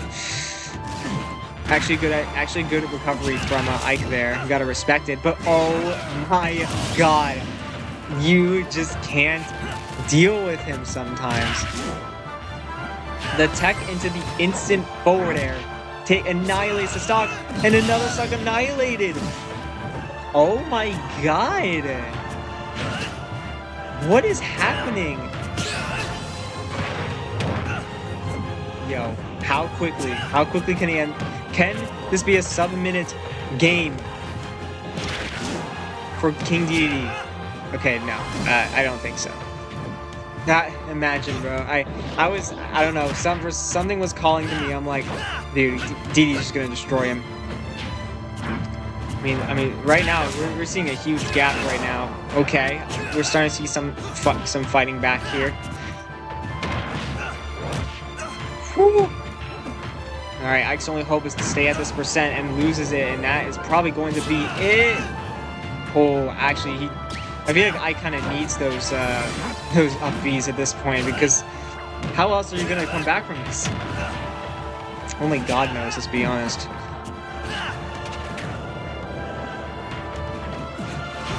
Dash attack.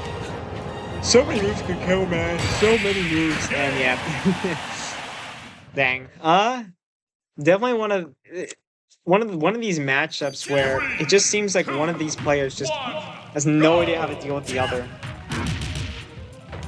I'm curious if I can find a way to figure it out.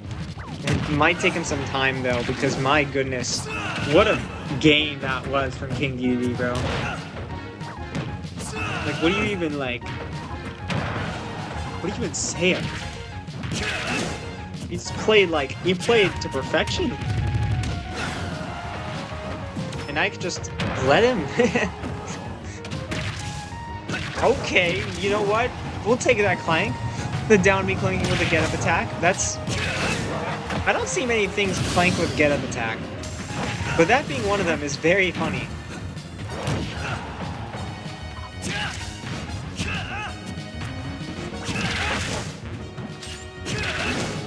Okay. Interesting to see Ike just kind of throwing out smash attacks, and it seems to be working to an extent as he does have the lead. Okay, hold on. Yikes, okay, hold on. DD kind of losing his grip a little bit. I think Ike had something figured out here, and he just, you know, trying to see what he can do to bring it back. Oh no. Okay, well there is the game. Man, this is going to be a quick set, isn't it? Not even in the sense of one of them is going to farm the other. But both these players have the ability to annihilate each other if they wanted to. It's like, it's just like crazy how quickly these guys could lose stocks.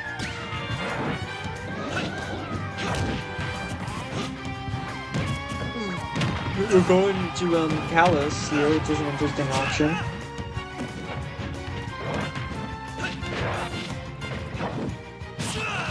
Oh no, okay.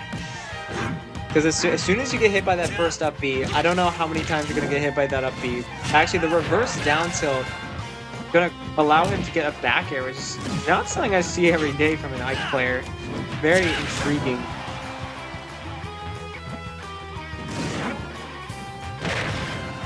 Ooh, that nair is very unfortunate.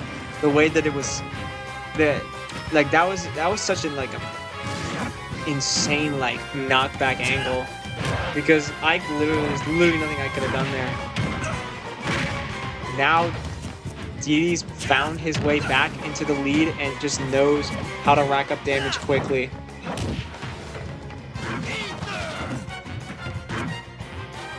Using the falling nair to his full potential.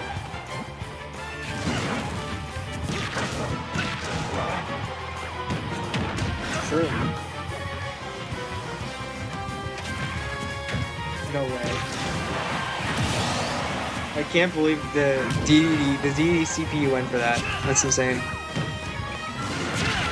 Oh, shoot. Oh, no, he has jumps. He's fine.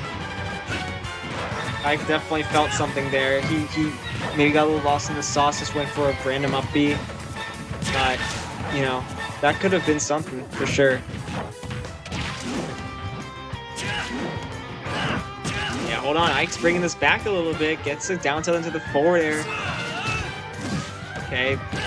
I'm seeing why DD's taking him to Kalos, because that platform above the ledge makes it a lot easier for...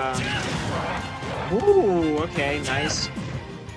Makes it a lot easier for DD to not get hit by... Oh, that was good. That was good. It makes it a lot easier for DD to not get hit by the upbeat to ledge.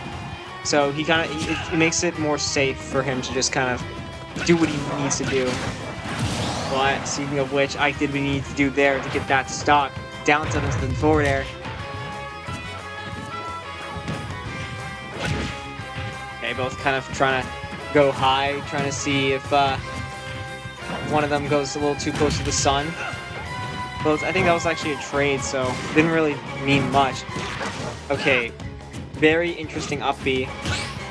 Just wanted to look at the camera as he did that. Okay, he actually could have lost that stock. He actually could have lost that game if he wasn't careful. Okay, but doesn't matter. Oh, what a parry! This could be huge. Up air for Ike. Goes for something. No, he doesn't get a follow up. Ooh, the jab went into the grab. Don't see that every day. And Ike is just struggling to get back on the stage now. And Gordo's is going to be enough to take him out. I'm surprised that just won that interaction. But you got to give it to him, man. That was interesting. Going into game 4, Ike goes to small battlefield. Okay, starts off with a counter, which is interesting. Update the score on challenge. Make sure to view that bracket if you want to see how the bracket's going overall. But thankfully, you don't have to look at it, rely on it as much, because you can see the scoreboard as it is the game is happening, which is beautiful. Down tilt into the Gordo, that is pretty cool. Gotta respect that, you know what I'm saying? You don't see many characters getting combos like that. Yeah, I mean, and good adjustments from DDD to understand that if the Nair doesn't hit, he has an F tilt to kind of catch a multi-hit, you know, if Ike decides to let go of shield early. And now Ike is just throwing out these neutral Bs for... Yeah, I was going to say, I mean, might as well throw out up airs, right? But yeah, I mean, the one time he went for it, he did air dodge, so maybe he was onto something with that air, with that neutral B. Now just throwing out Gordo, which this seems to be a trouble for Ike in this set as a whole. Oh no. What a parry. And it doesn't matter. Okay. A little bit of a scramble scenario there. Unfortunate for DDD. Oh, but the jab is just gonna kill. I mean, not ready to DI that.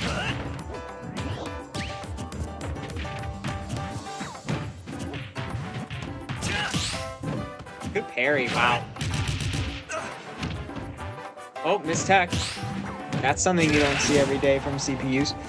Yeah, actually it is. Well, it is if you watch as many CPU matches as I do, but if you only see them every now and then yeah, that like missing tech feels like it barely happens ever.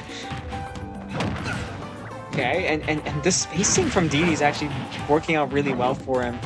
Kind of just keeping like just far away enough so that he can intercept him. And as I said, Ike is noticing that. Oh, use this jump. That's the stock. Wow.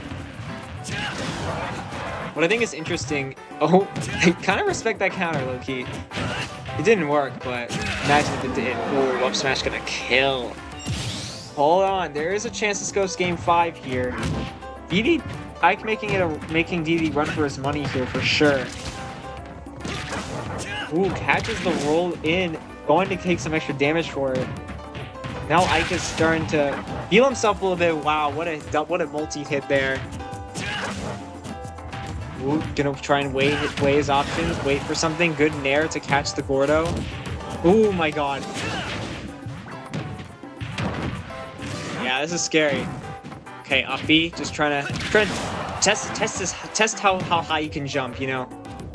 That's what DD likes to do sometimes. Okay, well, didn't practice enough, clearly, because he just has Steed. So that is interesting. Okay, going to game 5. Wow, I'm kind of surprised. Like, after that game 1, I felt like it was going to be a clean 3-0, but all of a sudden, we're seeing something from Ike that is just so, like... I mean, this is unprecedented to me. I really thought this is where Ike would fall. Like, Ike was going to fall... If he got as far as he did, if he got this far, this is where he would lose. But right now, he's actually making it look like he could win this set. Oh my god, if he went for a forwarder right there, that actually could have been massive. Oh! But Didi, noticing that he messed up, he now wants to take his opportunities and not let them slide. Or not let them pass by. Oh no! He actually had the stock and he wanted to start the match off strong with a down air, asserting dominance, but in doing so, he falls into the up B, which he was going to die from anyway.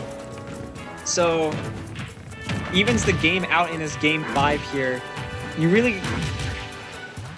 We'll have to see if that affects DD. Right now, it's not. It seems like he's continuing to be on the front foot here. Ooh. Okay, up B. Don't do it off stage though. We saw what happened last time. Oh my god, the back is gonna hit both DD and the Gordo, which hit DD as well. I gotta play it safe here. Oh. Oh man, this is... Both players are barely missing each other. Oh my god, I cannot believe that they're just completely missed DD. What insane awareness from DD to go for that up tilt. Just kind of like throwing it out there, and it just worked out. Great punish. I love to see punishes, honestly, because these characters, sometimes they just don't punish at all. Oh, whew, that air dodge was actually fire because he tried to use that platform as leverage to get something off, but didn't have the time to. But DD is starting to play so good. Is that it? No! DD falls down. Oh my god. What would a parry? Yo. Could Ike do this? Is it possible? Wait, oh my god, he went the wrong way. He actually didn't get inhaled. I thought he did. And that made it look so much weirder than it actually was. Don't go off stage. Oh, that's gonna be it. Great, Gordo. That is going to do it. I was very scared for DD there. There was a world where he overcommitted and, you know, lost because he got hit by another up B.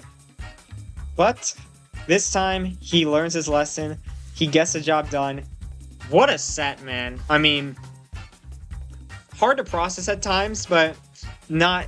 But, like, that was just because of how crazy they were playing. So you really gotta give it up. DD is going to continue his run in the winner's bracket. Very close set, though. You gotta give it up. That was crazy. Finally, we got someone typing in chat. That is huge. So, welcome to the stream. We got another very intriguing matchup here as well. So don't go anywhere.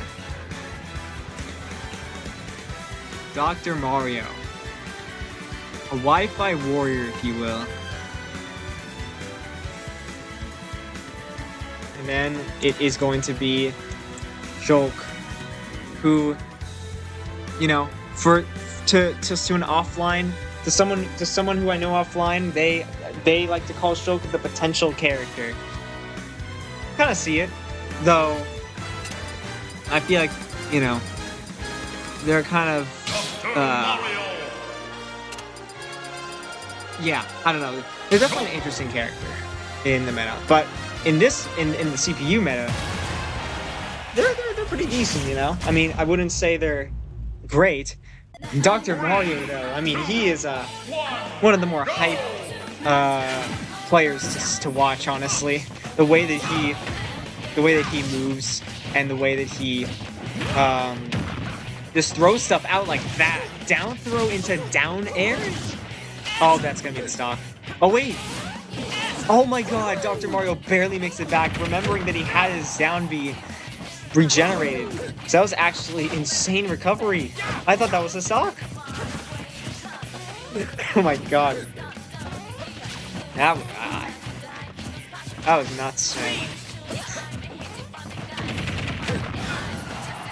Yeah, one thing that Dr. Mario likes to do is he likes to kind of move around and in his own little tornado, like on the ground, you know, which you don't see from like any like actual person who plays this game.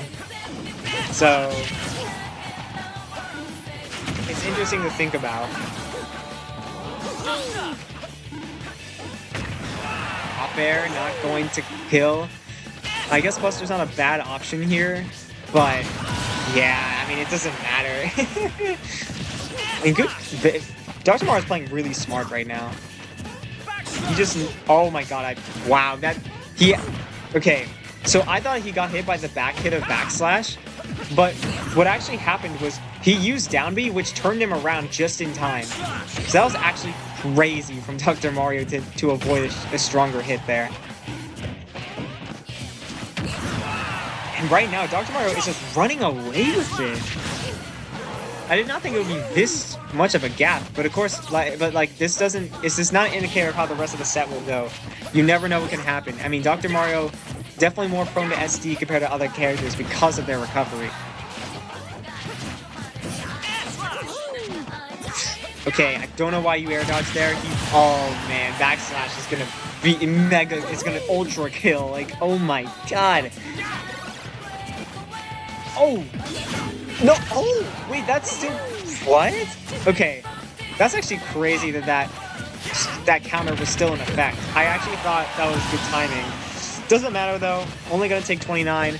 Gonna get the stock with the grounded down B. Okay. Let's see how this plays out. Buster could be risky, but it is actually gonna work out pretty well.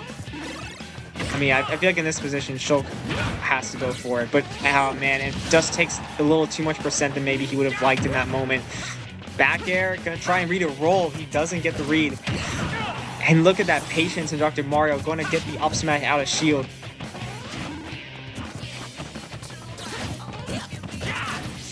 Ooh, I like the attempt because I think that would have killed. Oh my god, beautiful punish.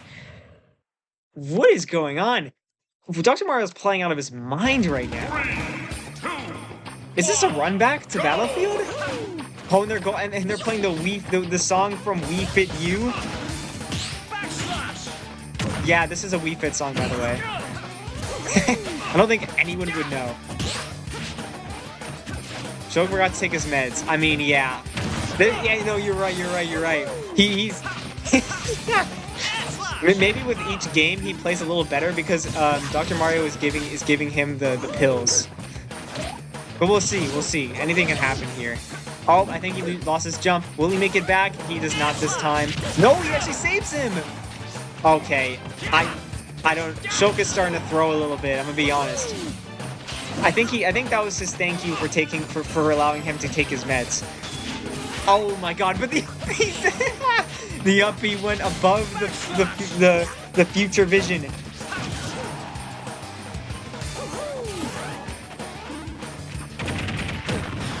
Okay. Yeah, I mean, thankfully that down B went the other way because that would have been the stock if that didn't happen. And gonna catch the back air, falling back air. Man, Dr. Mario just kind of understands this matchup really well. Is playing a lot more patient than a lot of other CPUs that I've seen so far. Ooh, that was a good catch. Does he get the stock? No. Allows him to get back on the stage, and now he has to get back on the stage. Dash attack. Okay. Yeah, I mean, it's Shulk just trying to throw out these backslashes, trying to find anyone that'll kill. Almost got an Dr. Mario went for a down air too. He is really feeling himself right now. Beautiful grab to kind of expecting him to shield or counter there, and he got the read correct. Oh my god, that almost hit. Okay, there we go. Shulk finally taking that first stock. The meds might actually be harming him the way that he's playing, honestly. they're like poison. There's like poison medications. Or like the side effect, or it's like it's just like those side effects, you know. Like the side effects are starting to actually affect him. Oh my god, I saw that. Yo, he almost got that down air, but Dr. Mario, I don't know what move he threw out, but it was enough to intercept whatever he was trying to do. Okay, jump gonna get him back on the stage here, but up air gonna make it so that he has to get back to ledge again. Here's Buster. Yeah, I mean, what else do you do in this position? You need the damage. Oh. Okay, I thought he SD'd for a second. What a nair! That's gonna be the stock. Okay. It's crazy, just the little things he throws out work out so well in comparison to comparisons like other CPUs. Like, he just throws out the weirdest things and it just works out so well sometimes. Oh my god, and punishing the jump art up B. Oh shoot. Alright, Shulk kind of needs the stock like now. Dr. Mario's... Oh, there it is. Yep, there's the nair. Okay. Definitely possible for Shulk to bring this back.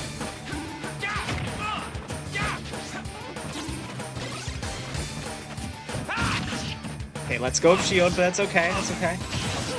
Oh no, here, hold on though. Shulk's starting to get some damage off.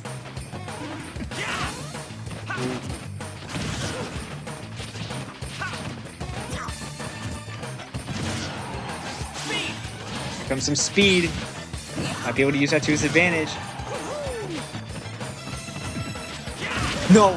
Oh my god. Yo, the fact that he was like... I was like, Dr. Mario might choke this actually. Oh, he doesn't. Never mind. He doesn't. He doesn't choke on any apples that he eats. I don't think I cooked with that one. But anyways. An unfortunate game there. I think Shulk could have won that. But... I think just... Maybe... Oh, what the flip? Yeah, better off looking for a second opinion. It is true. Oh my god! Yeah, he might need some mid-set coaching. But unfortunately, in this country, that is not allowed.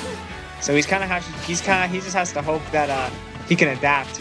Right now, though, he's not playing great right now. He already lost the stock.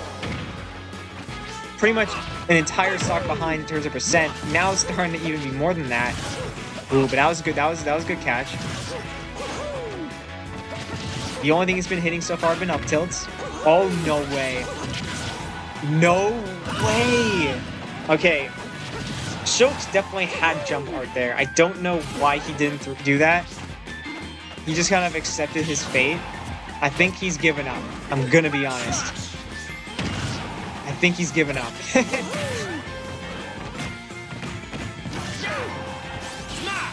Okay. We haven't seen this come out in a while. No. And that's it. That's the game. He wanted... Dude, you saw Dr. Mario. He wanted more. He wanted the back air. Dr. Mario wins!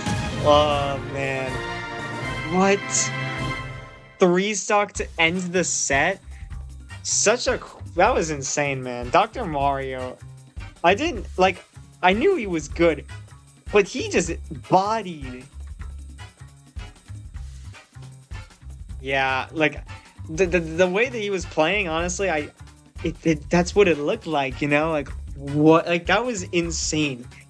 What a set there. I mean, not hype in terms of, like, how close it was.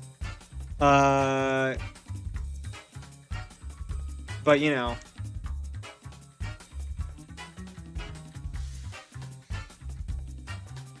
So, with that, we put ourselves in... Oh, did I spell... No, I spelled that wrong. Hold on. It was a misinput. Alright, we put ourselves in the top 12. Potentially, yeah, I'm either gonna stop here or go to or get losers top 8 started. I'm not sure, but yeah, we got ourselves our top 4, or the 4 remaining players in winner's side solidified. Dark Pit, Captain Falcon, King DD, and Dr. Mario. Actually, a very fun set of players. So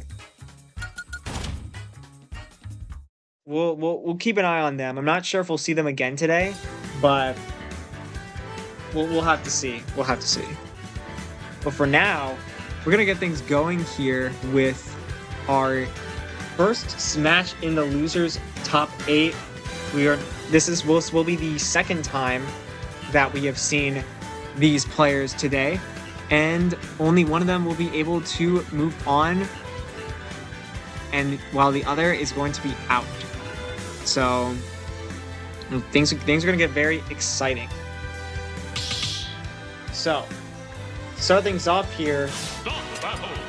Got a big contender here. We've got Villager versus okay. Yeah, it's over there. And then going up against Pokemon Trainer. Here we go. 3, 2, 1. Ooh, yeah, this is a good first stage pick. I do say so myself. I've seen both these players before have some pretty ridiculous combos. Villager I've seen more of, but you know, sometimes when PT locks in, you know, they can make their Pokemon move very smooth, like the. Oh, hold on though. Okay, never mind. I thought there was like a potential for Villager to die there somehow. Okay. Charizard looking to be the ace in the hole right now, but as I say that, they are switched out, maybe trying to make sure Charizard has the energy going into their next as soon as they come out next. So, you know, don't want to use up all of their energy right away. And okay, that is not good for Squirtle. Not a good look for him, to be honest with you. Spot dodges into that one.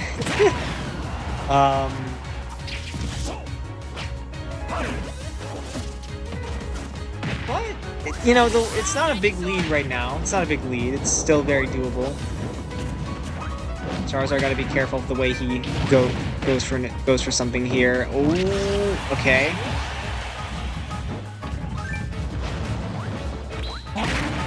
Okay, that was a weird. Yeah, I don't. Okay.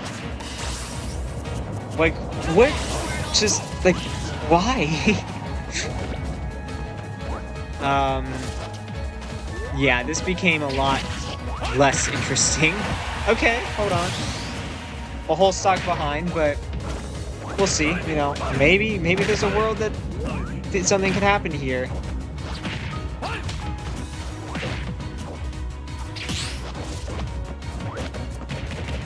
That's kind of just the definition of greed. You're like this Pokemon. This player loves Flare Blitz, but he's got to realize that you can't. If you use it too much, you'll just die. So, oh my God, Villager trying to end it with the Nairs, but the text, good text from Charizard to make sure that they at least have some hope. Though right now the hope is dying very quickly.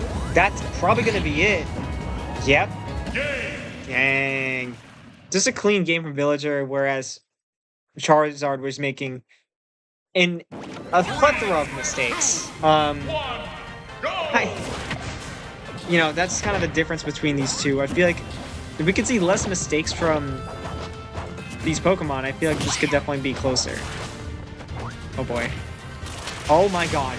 Okay.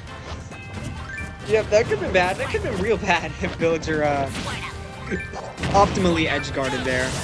But it seems like the Lloyd Rocket is kind of a pretty rough move for Pokemon Trainer to deal with, as we're seeing the Squirtle's side B just lost to it. So pretty much kind of a not a great move to use. And I think in certain positions, Lloyd probably beats Flare Blitz too. So I think it did last time I saw it. But it might have been because of the way that they interact with each other. Like I don't think it's like guaranteed that that's true. But let's see here. Oh my god. I feel like this is like gamblers quitting before they win big. Like PT does not want to keep gambling. Does not want to stop gambling on this Flare Blitz working out. Now, I mean, they hit big with that first stock, but their lead is not their lead is not big at all. I mean, as soon as they lose the stock, you know, they gotta start taking some damage, and unfortunately, they're not. Well, they took some damage, but they gotta start giving the other opponent some damage. There is a lead, but it could die very fast depending on the situation. So that's the thing about it. Okay, that was nice. Gets the up throw up air. Oh my god! No way! That just did so much damage, bro. Oh, okay, that was a good mix. I like that. That was a good idea. Yeah, I could have exploited that up B, but I'm not gonna be able to. Dang it. The graphic quote unquote is it looks very nice on the stage. I'll tell you that. It looks satisfying to look at. Yeah, I mean, Villager does have the lead here. It's just about keeping that lead. Because Villager is one. Oh, I thought. Okay, I was like, is Charizard gonna go for the Flare Blitz the other way? Okay, good, nice down air. Don't see that kill every day. Yeah, the thing about this is like, Villager I feel like is one of those characters where you can never really count them out. Because they are an edge guarder. They're definitely they love edge guarding, you know. Which is unlike many other C players in this meta. And then, you know, just being able to just kind of make it, just being able to kind of like create a wall with, you know, their projectiles sometimes is what really helps them. But for right now, I mean, okay. Yeah, I think Villager's relying too much on these projectiles, and now it's just kind of biting him a little bit, getting hit by these Flare Blitzes. Gonna have 203% here. Nair into it. Nothing. Love that. And there's another Flare Blitz. Yeah, I mean, he just kept getting hit by it. I really don't know what's going on, truthfully, with that one, but Villager's got to adapt. I feel like he was kind of just, he was starting to he was confusing himself, clearly.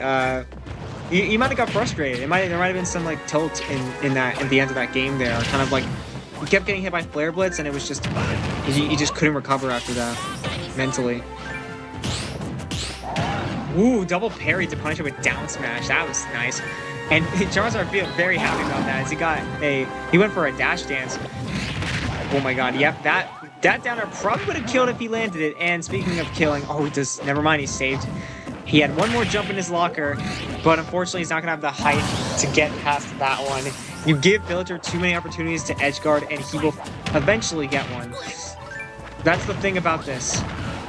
You can't give him the opportunity to do that, because he will not eventually, because he's just not gonna let that slide for if you give him enough time opportunities. You give it enough time. So what I think is interesting here is how.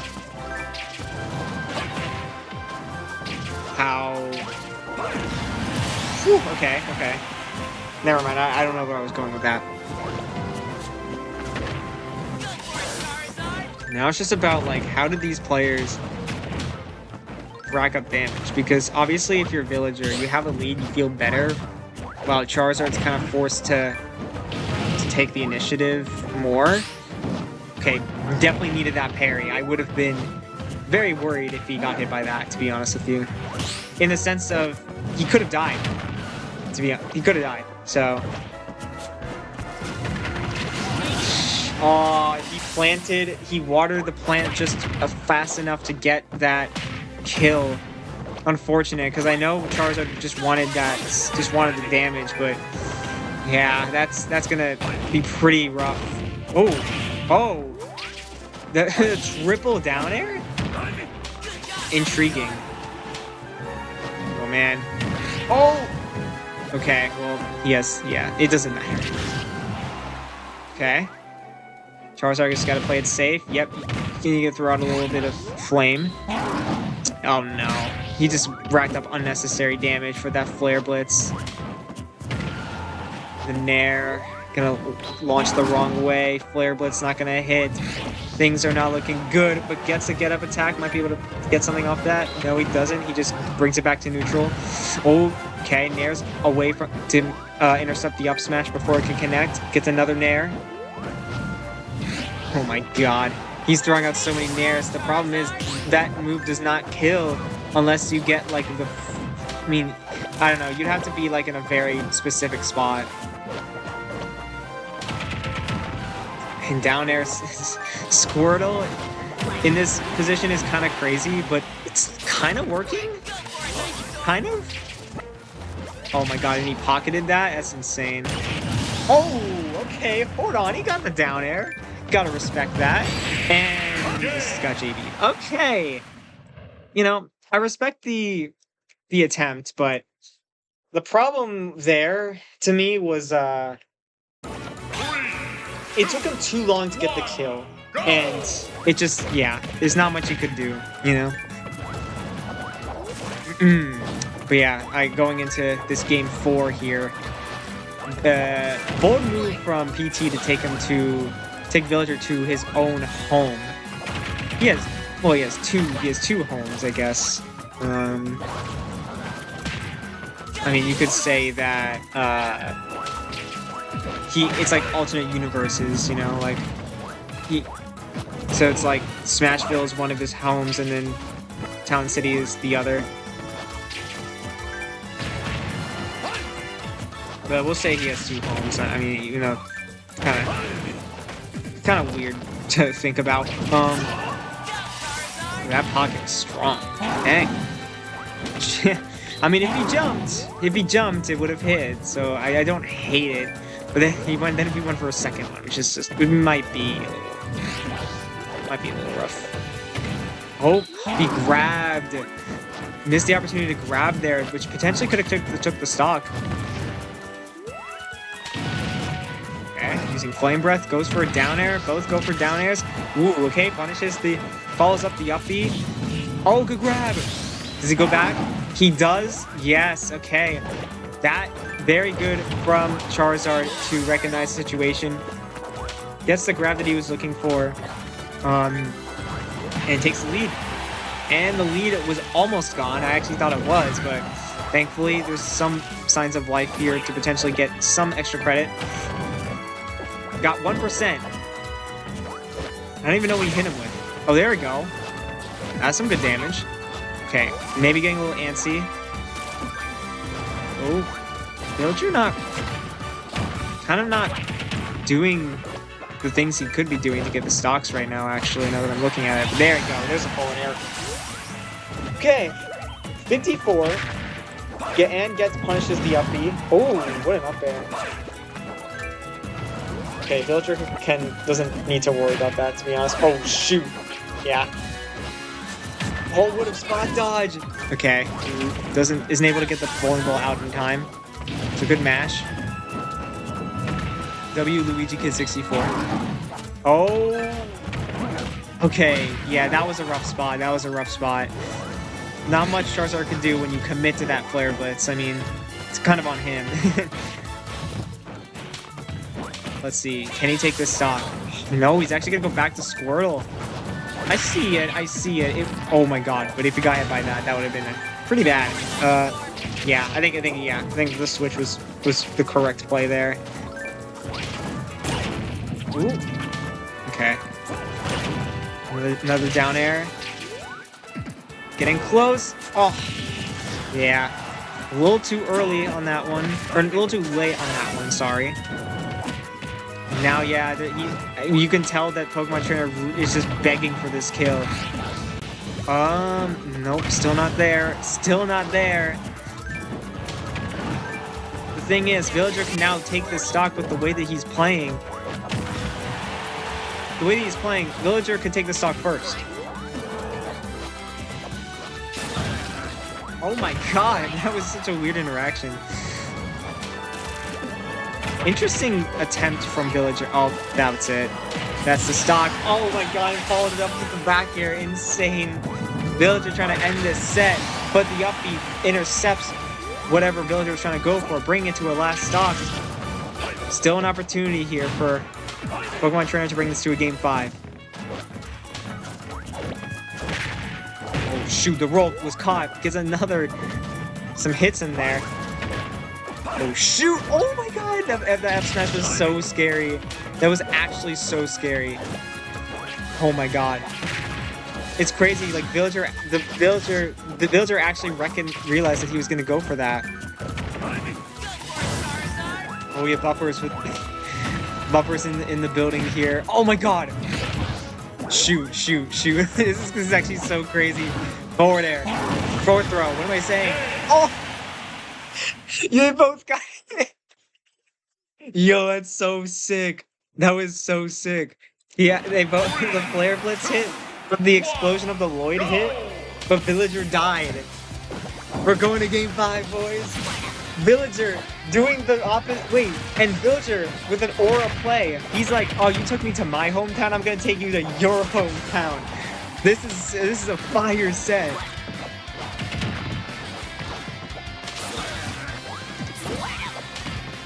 Okay. This is where things get really interesting. I'm gonna try and analyze this. Okay. See, yeah, I see that Squirtle really likes up smash. It does hit sometimes. I like that. Puts him in the ledge, makes it tough for him to really do much, but now you give him the opportunity to get a grab. I mean, usually it doesn't lead into much, but, you know. Oh, don't get hit by that. Oh my god! What a parry!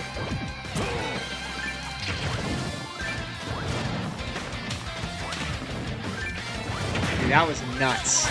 Like, actually crazy. Well, the Squirtle switch is an interesting pick. Down tilt to punish the up air, I think? Or it was nair. Okay, there's the down air. Oh, forward throw for the kill! What a grab! I did not think he was going to go for that. And that's why Villager got hit by it, because that was such a weird option, and it just worked. And it came out so fast, too. Like, he was not ready to DI that. Oh, the back air to the back air? Dude, Pokemon Trainer is playing... He's playing so good right now. Like, Villager... He always plays good. Like he has rare L's. In the sense of like he doesn't make many he rarely makes like big mistakes. Whereas Pokemon Trainer I see often do some weird stuff. But the way he's playing right now, oh my god! What? Okay. I know it looks really good for Pokemon Trainer right now. I know. But it's Villager. I think this is still doable for Villager, but it comes down to how much damage can Charizard rack up. It's looking good right now. There it is. Yeah, first stock from Villager. Okay. This set, man. Okay, Squirtle. Wow, the juggling. Squirtle juggling, man. I mean, it can be scary it can be scary. His up air is pretty good. Yeah, this is gonna be a lot for Villager to come back from. If he got a footstool though, that would have definitely helped him a lot. He almost got something there. You gotta respect it, man. He's running out of options right now. Yep, charging an up smash, trying to read maybe an air dodge. Okay, gets hit by the side B from Ivysaur. Gets the umbrella in there. Doesn't want Charizard to rain on his parade.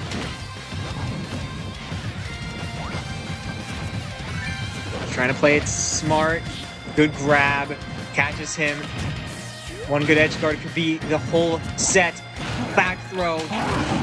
Player Blitz comes into play. He's not going to die just yet, but one more and a Player Blitz is going to easily be the end of the set.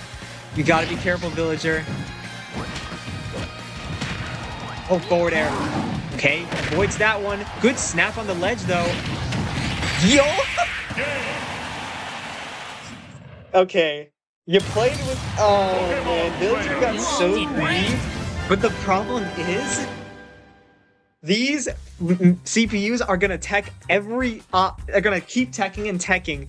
And that led into the guaranteed kill because he just went for the up B right after the tech.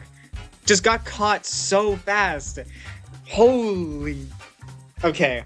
This is the type of stuff that you do not want to miss out on. What a set, bro. Okay, I gotta remember how this set played out. So, hold on. It was Villager, PT, Villager, PT, PT. Okay.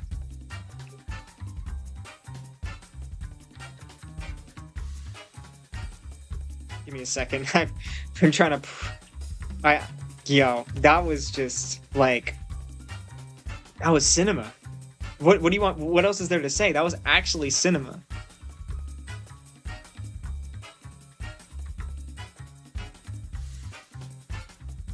It was actually cinema, man.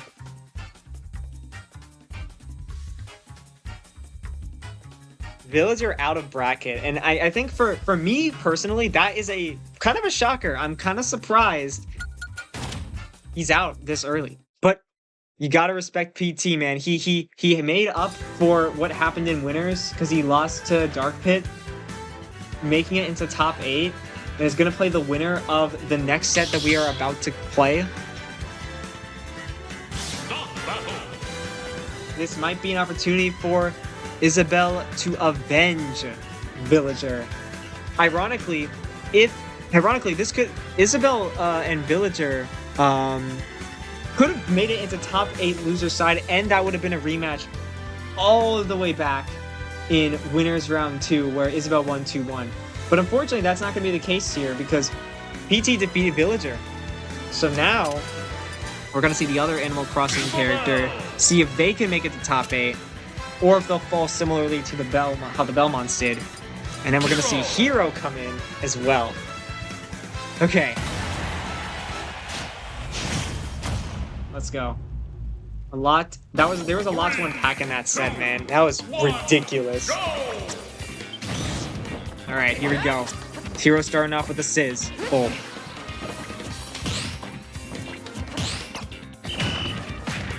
Okay. The up smash with the up tilt conversion.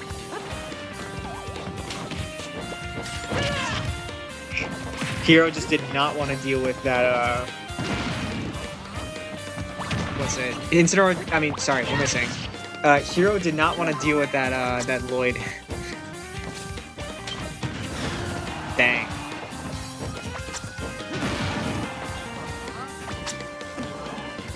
Okay, I mean, yeah, try to go for some edge guard, but the problem is he was in a position where, you know, Isabel could just quickly get back with the fishing rod, so kind of put himself in a weird spot. So it ends up working out in the end, as we see.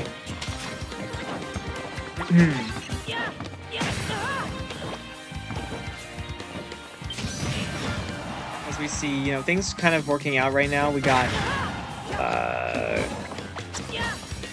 with the lead, you know, Hero with the lead gets the first stock. Dude, like that last set took so much out of me. I wanted to commentate that like my life depended on it, bro. And now I'm just kind of here, like, just not saying much, but my god. Villager, Pokemon Trainer put on such an insane show. Like, there's not much else I could say about it. Okay, yeah, that's gonna kill. I didn't actually see what he died to. It looked like down tilt, but I don't. That kind of doesn't make sense. So it might have been something else. And Isabel just wanted to take a little bit of a rest before getting back into the ring. It actually might pay off here. Okay, not quite. Still has a pretty good lead though. Good response after the early lead that Hero had. But Sizzle gonna once again foil with Isabel's plans here.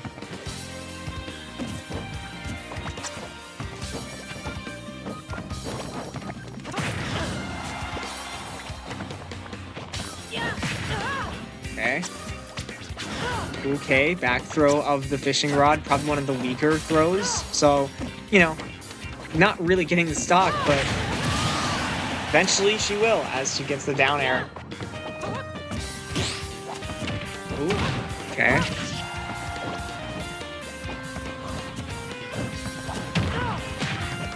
Here comes the combo that both Villager and Isabel know how to do. Ooh. Yeah, the thing about Isabel is that she's got some combos down for sure. Most of them. I mean, Isabel doesn't have many combos like that, but the ones that you kind of know off the top of your head, you could probably think that she knows. Okay, doesn't get hit by that. I mean, a lot of players do, so kind of showing the extra level of expertise that these players have. I mean, they made it to top 12. I mean, one of them is gonna get out, but still.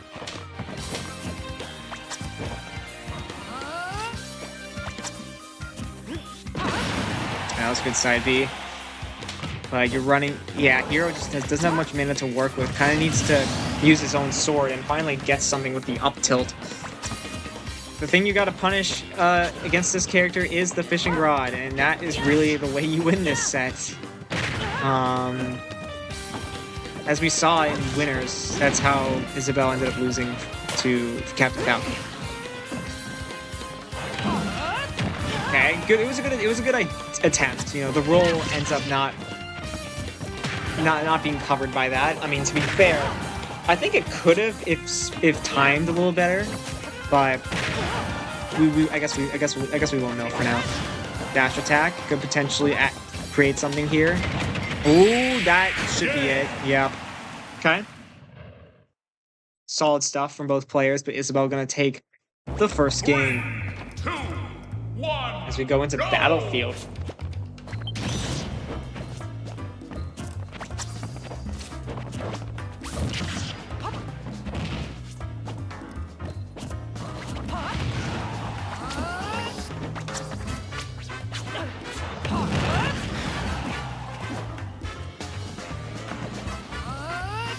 Sorry.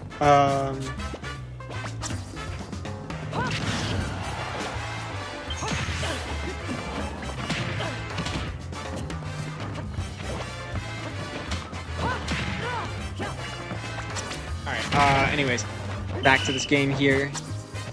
Hero has Oomph, which, oh my goodness, the pocket, oh, and uses it in such a good timing to guarantee the stock. I mean, that wasn't anything too crazy, but it was really funny because, like, you know, you sometimes forget that Isabel has pocket because Villager uses it a lot more than Isabel does. But yeah, definitely good stuff there. Ooh, what an F smash. Interesting idea there. I don't know what Isabel was looking for, but roll actually gonna be covered after going for that fishing rod. That was actually smart. But yeah, but the problem is Oomph. You want to really be aware of Hero when they have Oomph on the table, but yeah. Okay. Wow, that kills. Crazy. I think Hero is not taking advantage of some of the things that he could be taking advantage of. And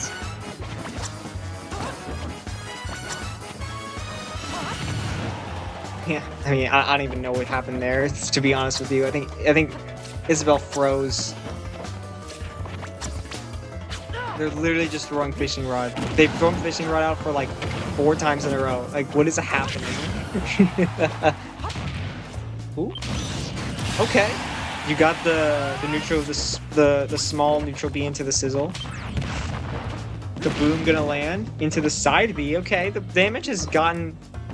So yeah, the problem with Hero, from what I'm noticing, is he uses mana a little too fast, and then when he actually needs to actually start hitting his opponents, he kind of struggles. So if he was doing well in that department, then this wouldn't be an issue, but because of that, you have to be more conservative with the way that you're using these options. We'll see though. I mean, this is gonna go either way. The way things are looking. Good sizzle. Psych Up's still in play, so if he gets a good hit here, this could definitely be it. Isabel not letting him making it look easy though. Yeah, never mind. I should just stop when I realize I don't have the point in my head. Okay, the up smash just completely clanking with okay. What threw me off was the fact that Hero Nair planked with or clashed. I don't know. I know there's a difference between the two. I probably mixed them up. What was it? Clash. It clashed with Hero Nair. Hero Nair clashed with Isabel up smash, which just feels weird. Oh my god, Get Up Attack did nothing to that. She forgot that move has super armor, so it's better to just get away than try to challenge it. And my god, I don't know what has happened since that second game, but I think Hero is starting to... What is that? Oh my god.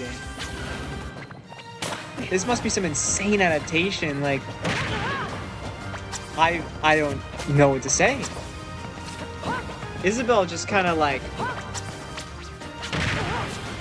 forgetting the threats that Hero has in this matchup, just kind of like letting herself get hit.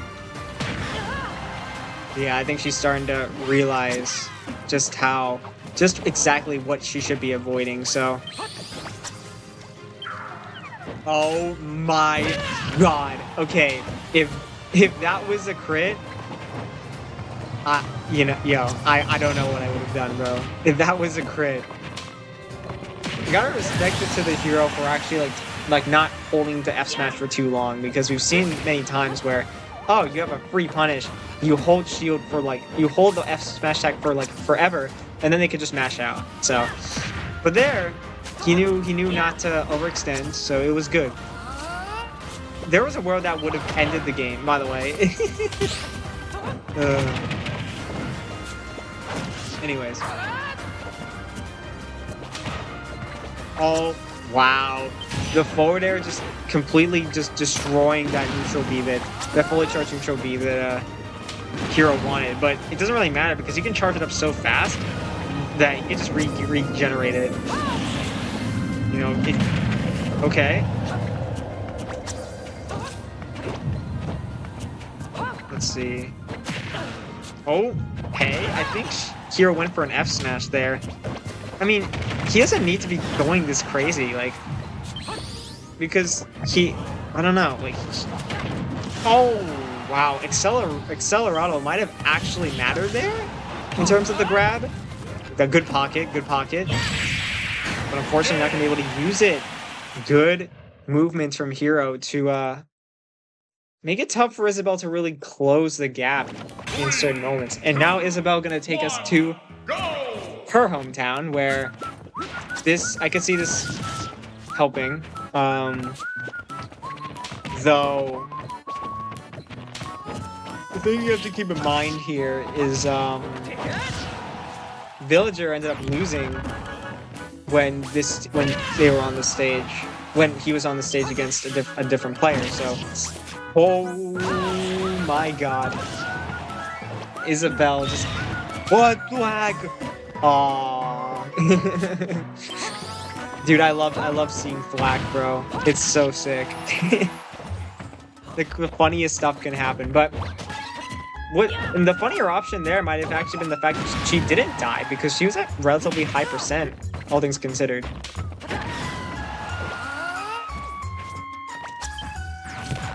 Boom, gonna make things interesting.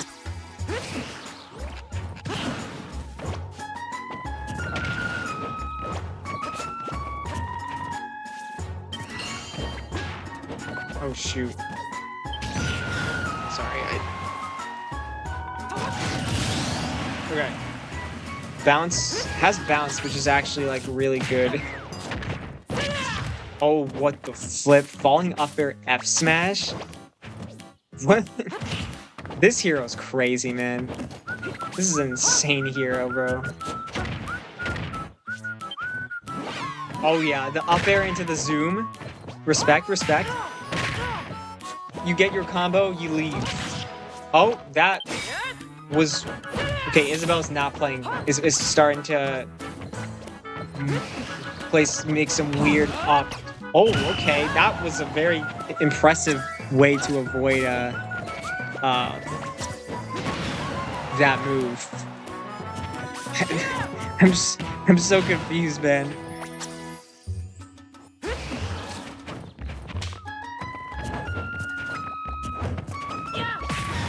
There is gonna kill. Okay.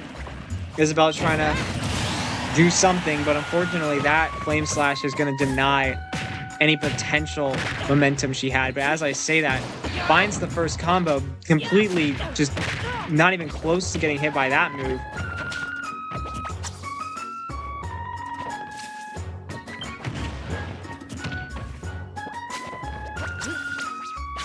Okay, that was a good fishing rod there. Isabel got to play very smart from here on out. This is her tournament life on the line. Don't know what's happening. They're both just kind of... Oh my god, and she jumped into it. Okay. We'll see what happens here. Okay, Nair into the... Ooh, back air. Could be a stock finisher. No, not yet. Good interception. Offense to the defense.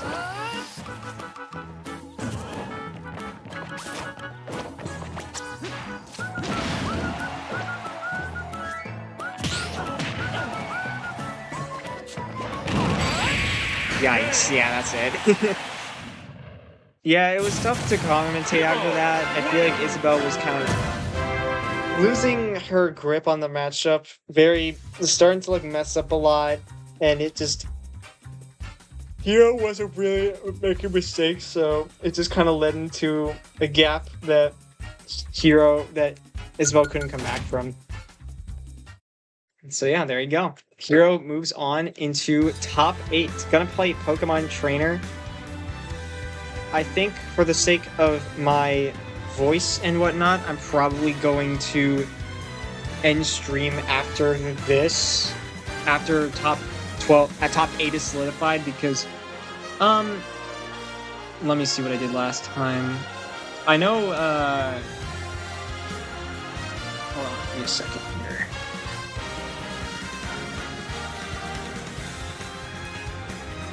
Yeah, well, that was a long one. Like,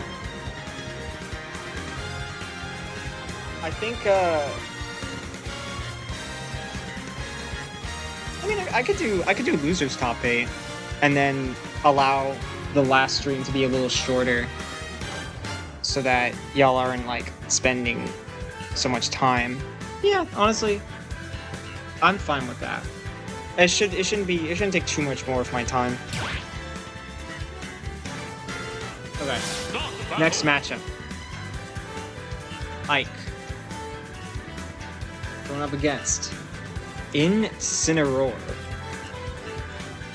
Which is definitely intriguing. This one could go either way for sure. I don't actually know exactly like who I would favor. I mean, both players feel like I could see them doing really well, but the thing is, it's not consistent, right? They don't have consistency, but it's better than nothing, so it's something to keep in mind here. Also, yeah, Ike's up B off stage, and Incineroar side B.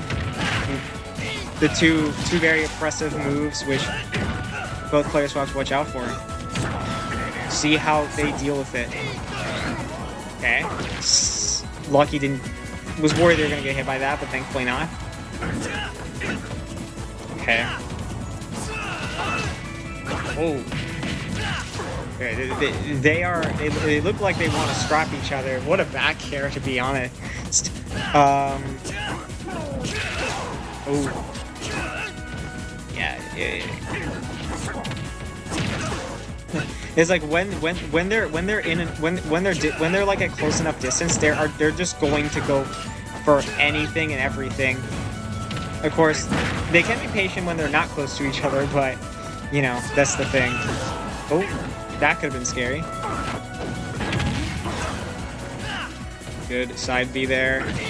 Oh, that's gonna be the stock. An unfortunate miss space. Gonna guarantee that you're not gonna come back from that one. Ooh. Okay, forward throw.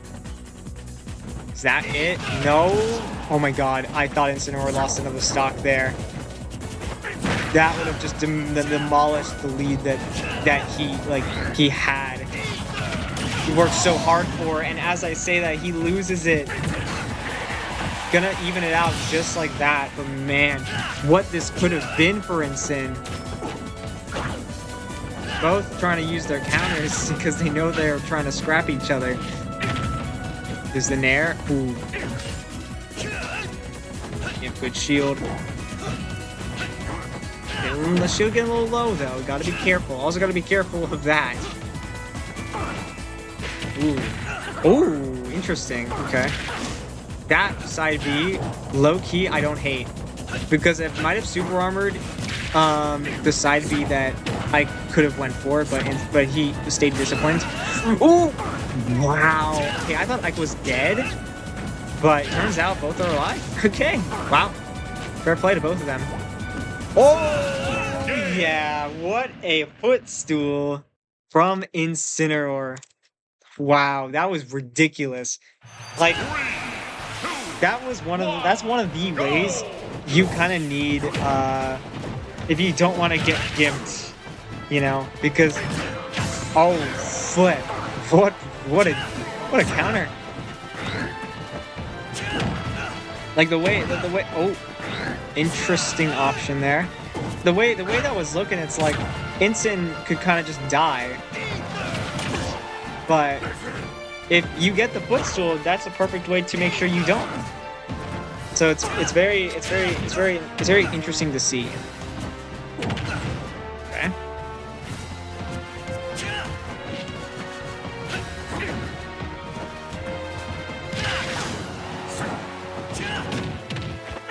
Throw.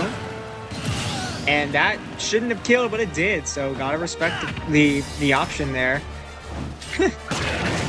Oh my god, revenge. Oh shoot. Oh, 66 with one hit. That was nuts. Jab going to grab.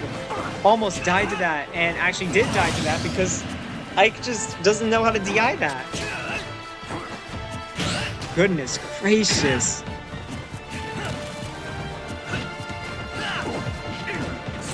Now both just kind of swinging out moves, trying to see if they can get something going here. Ike obviously needs to get something going. What a great, beautiful, incredible, exquisite down air. All the above. Ooh, not the up. Maybe not the greatest up B there. Maybe thought he would be closer so we could do it out of shield. Okay, a jab one, revenge. I wonder how much that's going to do. A decent amount. It's probably like a fixed minimum. Ooh. That was actually a smart bear. This could kill. Doesn't, surprisingly. Considering that back throw kills. Like, okay. Ooh. Okay.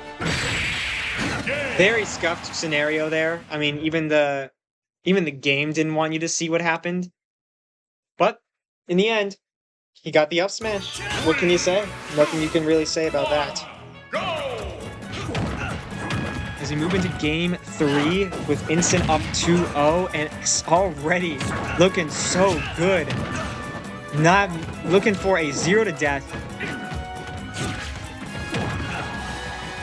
Oh, you're not gonna get it. Close though, close.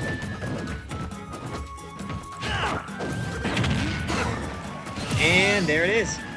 Almost a 0 to death, so kind of a pretty bad sign for Ike here.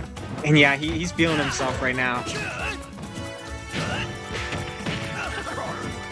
He knows he's him right now. The way that he's playing. Trying to make sure he gets into that top 8. Darkest Lariat in a weird position, but it ends up working out anyway. Whew. Can he make it back? No, he can't. That was such a good footstool from Ike. Knew exactly the positioning he was going for and actually puts him in a position where he could actually take this game, takes the lead in percent. Oh my god, if he did another footstool, man. If he did another. Ooh, dash attack. Ooh, up air. Okay. Instant gonna... Oh, Ike, I don't know about that one. Okay, it's fine. He's back. Okay, thought I was gonna SD. We're good. That up smash barely connected. Oh.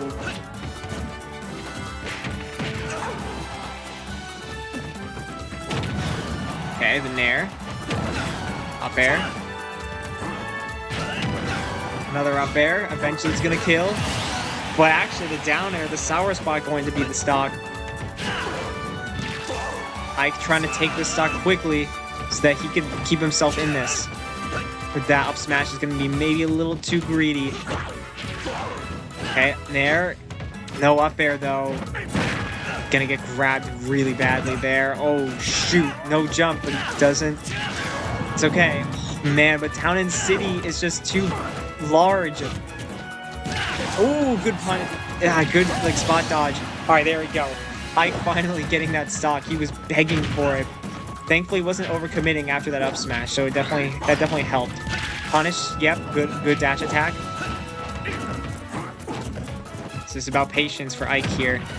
Oh man, he tried the back air, but the forward air just beat it out. Oh, I'm surprised that missed. Oh my god. Okay. Wow. This sour was just the sweet spot of F smash. Why not, right? He was up 2 games. He figured, let's just go for it. I mean, I think he jumped into the sweet spot. I don't think. Actually, I don't know. Incineroar F smash is weird. I feel like sometimes when it's sour spots, it shouldn't. But yeah, I mean, not much to say. Clean 3-0. Incin moves on. Making it a... leaving us with one more set before top 8, where they're gonna play each other. You know, they're gonna play again. You know, it's not gonna be... You know, they won't get much of a break, but these guys, who needs breaks, you know what I mean? Who needs them?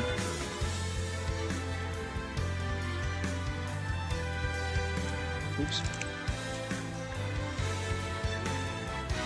Okay, and here we go, going into the last match before top 8. I think this could be a very competitive one, or one of these characters is going to run away with it. I only see that, not saying that either could, I think only one could. If not, it will be close. I'm not going to spoil who. We're not going to say who, just so we don't, so we don't get biased here.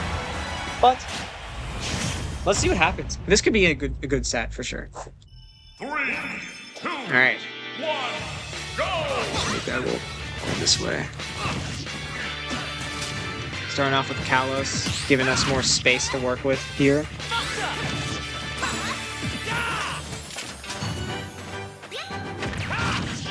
Wow. That was interesting. Lightning kick parry. That was kind of aura. Oh, I don't know about that. Jumping into the side B. Okay. Choke not really playing around these side Bs well, but it's okay. You know, sometimes you just gotta adapt. It takes some time.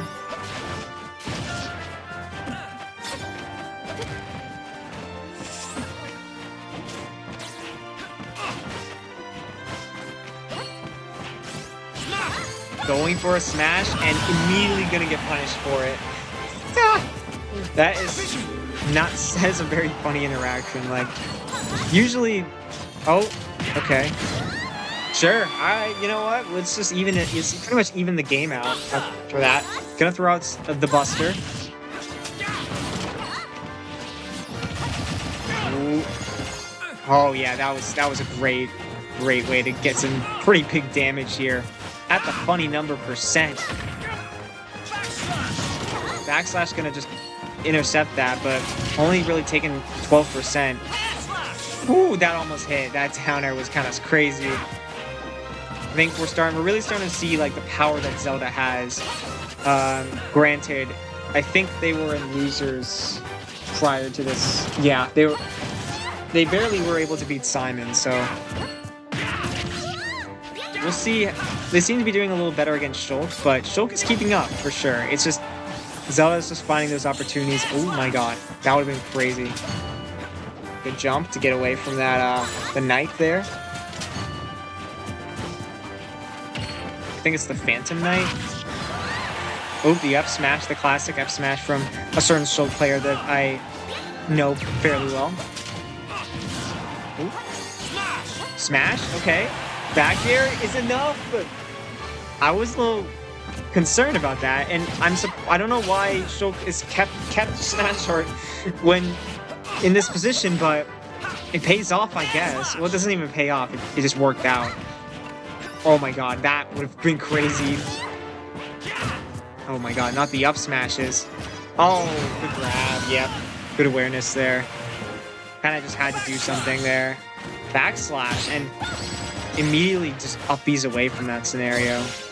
Aye, that's painful.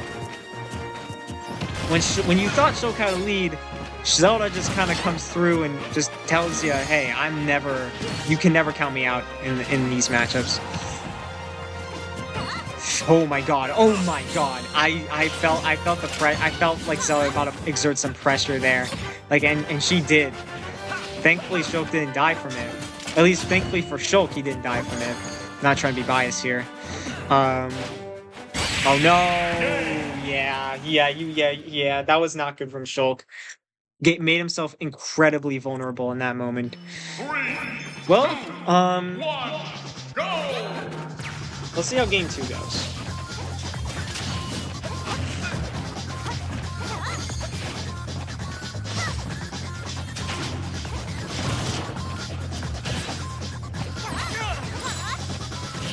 There's plenty of room to adapt. We'll see what happens here. Oh wow, first lightning kick I've seen after the down throw. Backslash gonna just do the minimum percent there. Oh my god, if the rest of that move hit, I actually think Shulk was dead there. That was a good speed. That was very smart.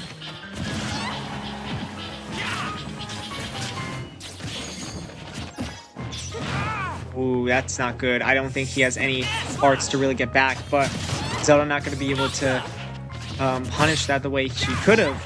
And now here comes some damage with the Buster. That is not what you want to see if you're a Shulk fan. Oh, that actually almost hit. That would have been fire. That F smash just hit. Okay, sure, man. Why not? The funny shenanigans you can get off of that is not something I think about when I see Shulk. But low-key, more Shulk should do that. I feel like more Shulk should do that to just catch a player. Like if they're like by ledge. As Shulk comes through with the Buster, trying to see if he can rack up the percent here, but unfortunately it's gonna be the other way around. Okay, gets a dash attack, so that's something at least. Gets a back air. Ooh, down tilt, barely gonna miss. Timing it a little off. Yeah, and Shulk trying to find these F smashes, which hard to punish, surprisingly hard to punish, especially if you especially if you're trying to if you're like in the shield. Oh, what? Yo, that was insane. I don't even know what to say. That was ridiculous. Like, the smash art F smash got clanked. Like, okay, Zelda parried the first hit, went for a down smash, and it clanked with smash art F smash. Now, I know the smash art doesn't like make the move stronger in the sense that it'll beat more moves out. But I'm still surprised that it just worked out that way. Okay, let's just ripping an F smash, why not? And still has smash art for some reason. Backslash, that deals 3%. Okay. Oh wow, surprisingly didn't get that side B there. This is very interesting. I feel like Shulk has good responses after losing the stock first, but the problem is he struggles to get the stock first, which he's gonna need to do in order to take this game. He's gonna use speed, try and use that as a way to maybe make this a little difficult for Zelda, but right now she's dealing with it pretty well. Buster. Air slash not gonna do anything. Good patience, catching the spot dodge, but only gonna be able to jab. He could have just F smashed and would have gained some insane percent off that.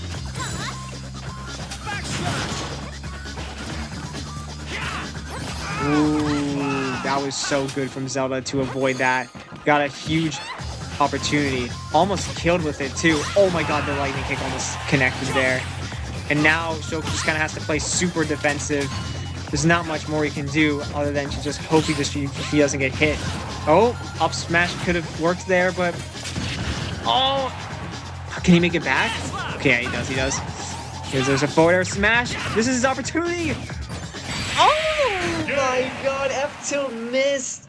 She angled it up. I think she thought he was gonna jump to it, but it allowed Shulk to get an up tilt and actually gonna make this a 1-1 situation.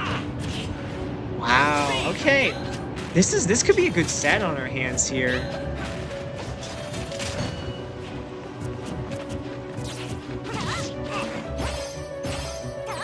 Tilt.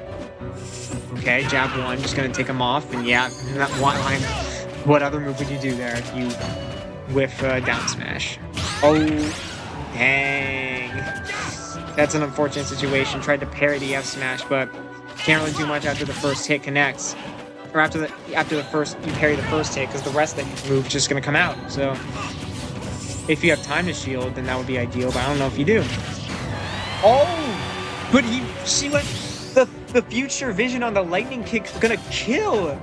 I did not check the percent, but that was wild. Woo. I gotta check like how early.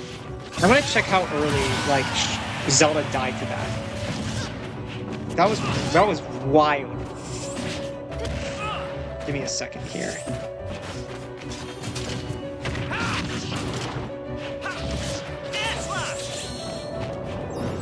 Let me see. Good game from Shulk so far. I'm checking right now. I'm looking back at the replay. Well, not the replay, just the stream.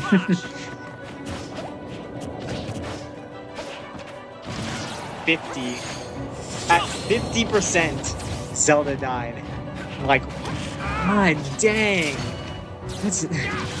I guess that's what happens when you whiff the move like that. And what a great F smash to put himself in the lead. Oh, the game almost just leveled after that up smash though. So gotta be very careful about that. Okay. Oh, sorry. Oh man, okay. We know it's Zelda. Zelda's trying to look for these edge guards, trying not to commit if she sees that she isn't in a position to. Okay. This game 3 might matter a lot. I mean, I feel like the fact that Shulk is keeping this lead, which he hasn't really been able to do until now, is really showing like he's proving that he can keep up with someone like this. Where I think Zelda like is definitely can be very strong.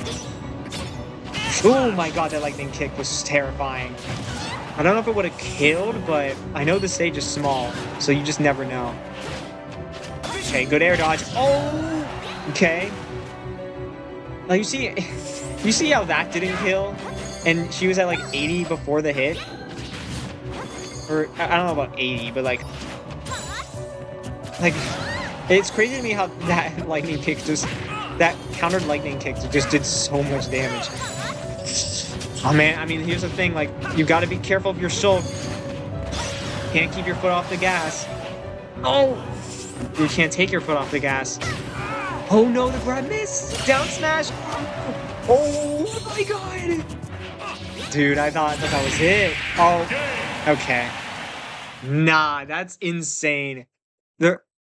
Shulk brought his own demise by doing smash art right as soon as side B connected for Zelda.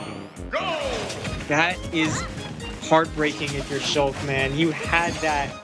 That was such a great chance to win that game.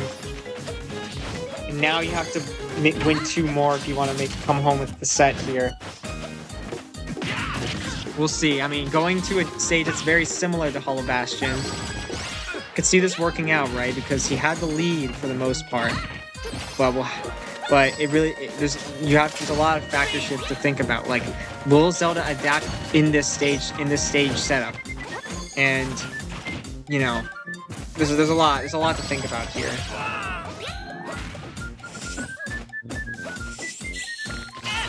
Yeah, that was smart from Zelda to do that. Because didn't want to worry about re-grabbing there. Okay. Vision, okay. I don't know what move they were trying to do, but down smash gonna add some % off. Okay. A little far off stage there, but it's alright. No biggie. Oh, and down smash gonna work. Allowing Shulk to take the stock first again for the 2nd game in a row. Oh no. Okay. Buster didn't really come into play, and down air still not gonna kill. Footstool not gonna kill. Okay, and I guess that will kill. One of the weirder moves to kill, or conversions, just kills. Ooh, get up attack, getting hard punish there. That was huge. That was a huge opportunity for Zelda to get back in the lead here. Shulk's got to figure out what he's got to do differently now. Ooh, that lightning kick hit. That would have been cinema. And Shulk went a little too deep for that kill. Even if he got the forward air, it would not have killed. So, yeah, I think Shulk's time might be up, guys. We'll have to see. I mean, I'm not going to count him out fully, but if he's an SD like that, it's just like... It's demoralizing for sure.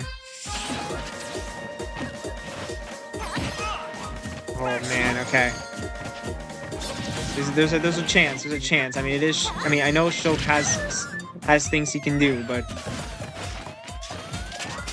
yeah, that game 3, man.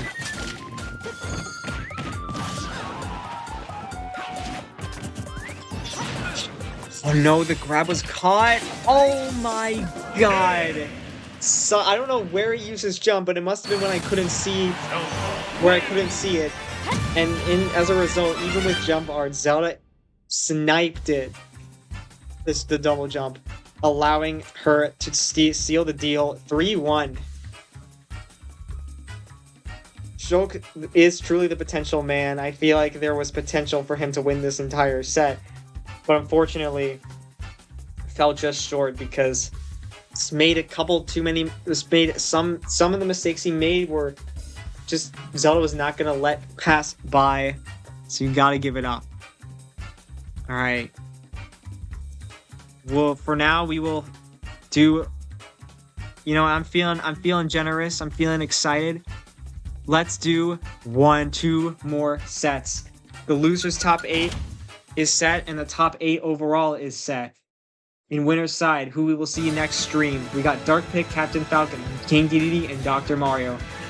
And the players that we're gonna see for the last time today, who will solidify our top 6. The first match is going to be Hero up against Pokemon Trainer.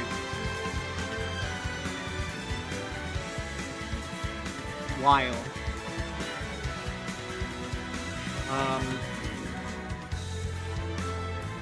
while what we're gonna be waiting on after this one is gonna be Zelda against Incineroar. So, hope you guys are excited. We were coming to a close on the stream. That's not what I meant to do. Sorry. No, Shulk. You can't get a run back. You can't get a run back. Nope. You can't get a run back, buddy. No contest. Alright. Let's do that again.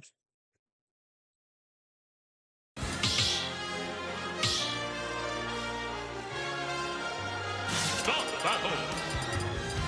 Hero. Pokemon Trainer. Alright. 2 matches to go before the stream ends. 3, 2, It could be the best 2 of the night. We're gonna find out. Maybe, well, not the night, I guess, unless if you're from Scotland or England. Anyway, whatever.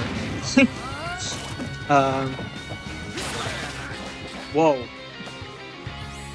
I mean, yeah, the performance that I saw from Pokemon Trainer, I almost want him to see him go far, but you know, I don't want to have too much bias. Hero definitely is cool to see too. You know, they got some like they got some cool tools they use to take out opponents. You know, they pulled their weight. They pulled their weight for sure.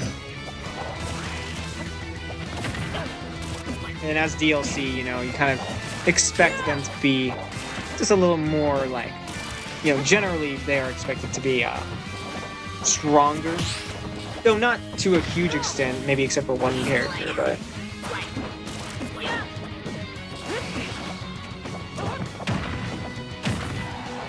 The up air into the fair is gonna allow... Oh shoot, the amount of mana that it's been forced to use is like interesting. I like the way that PT's trying to use that to his advantage.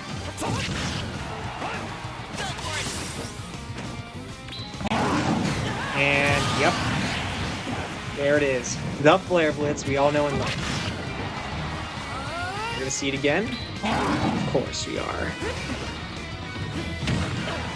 Smash attack. Okay. Oh yeah. That's our second down air from Charizard of the day. And the second, and just so, it was so clean. That was so clean. Like, he just knows when he can go for it, you know? He just knows. I've seen Hero try it, but not really successful, you know? So it's an interesting dynamic.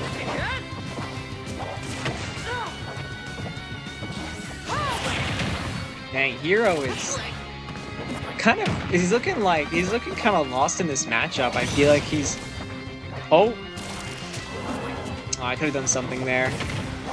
Yeah, I feel like Hero isn't playing as confident as he usually does. He might be trying to like analyze this game because he doesn't really know what to do right now. Well, PT's just kind of keeping his cool.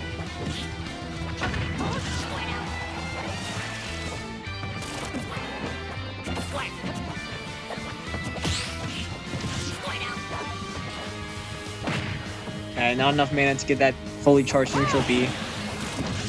The wall sticks for Squirtle is interesting. I didn't know Squirtle had one. Bang. Okay. Oh my god. The finishing hitbox of the fully charged neutral B sent him back. That is not what you want to see because Hero, you have so much ground to make up and you needed that. Yeah. That was just the game telling you that I don't want you to win this game, you know? You kind of just have to move on from that one. Alright. Fair play to both the PT there. I mean, just kind of just like really like understanding like what kind of understanding like this matchup in a way where it's gonna be hard for Hero to really go at him and pressure him, and it's working out really well. Okay, The up throw into the up air. That's something we actually do see from hero players, but unfortunately not going to land what he wanted there. Okay. Ivysaur kind of playing a little weird right now, but Hero not really feeling comfortable punishing it at the moment, so it's kind of he can't do that. He can kind of just get away with it right now.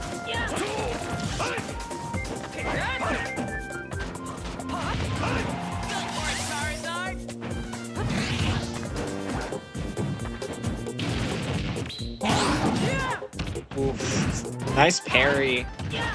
That's kind of crazy. I mean, we don't see that from many CPUs, so it's impressive.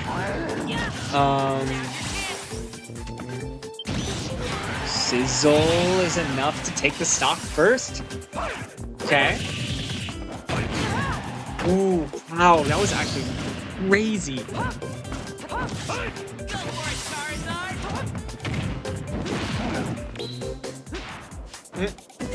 We love when the Flare Blitz like kind of just destroys the audio that would have came out otherwise.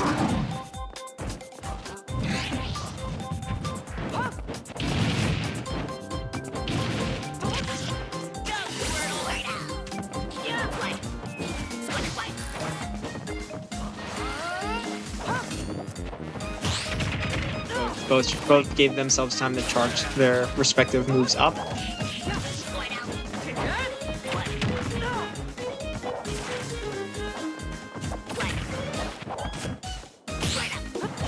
Okay.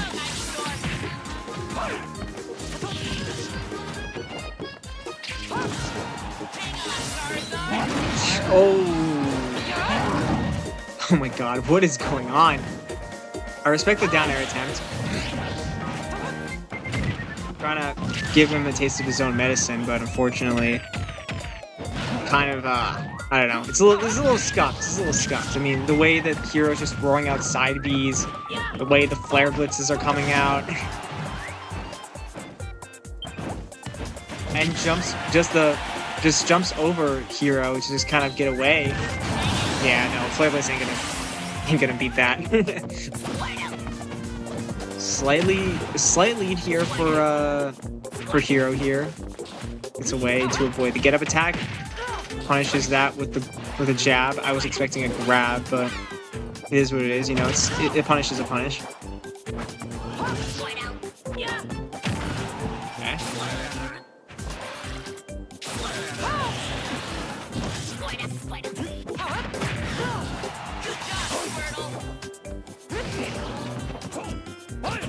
Yeah. Okay. Well, Ivysaur was able to take the stock last time. They were in this position, so trying to find that opportunity again.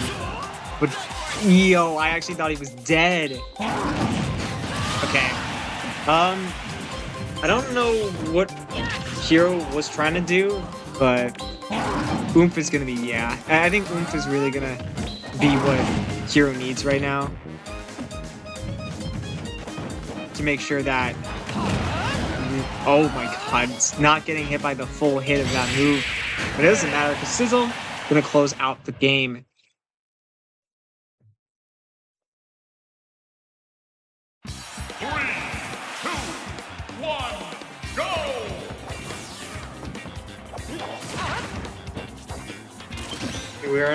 We're in for another close set, ladies and gentlemen. It's gonna be interesting to see who comes out on top here.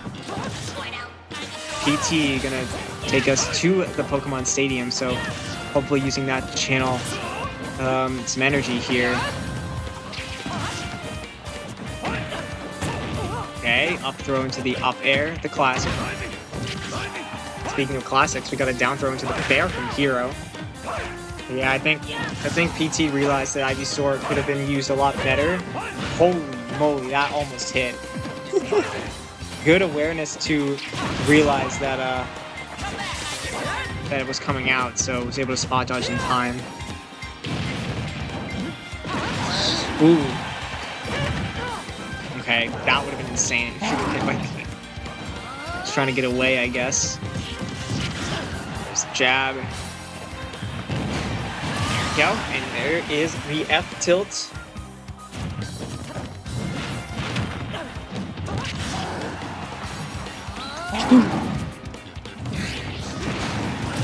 Oh, I mean, yeah, one thing that I like from Hero is when, you know, when they're vulnerable, like, right, like, and they haven't snagged the ledge yet, he likes to throw out that, like, side B. And I think it's a very strong move. Like, I really like, because it's something that I feel like gives him an edge over some other players, rather.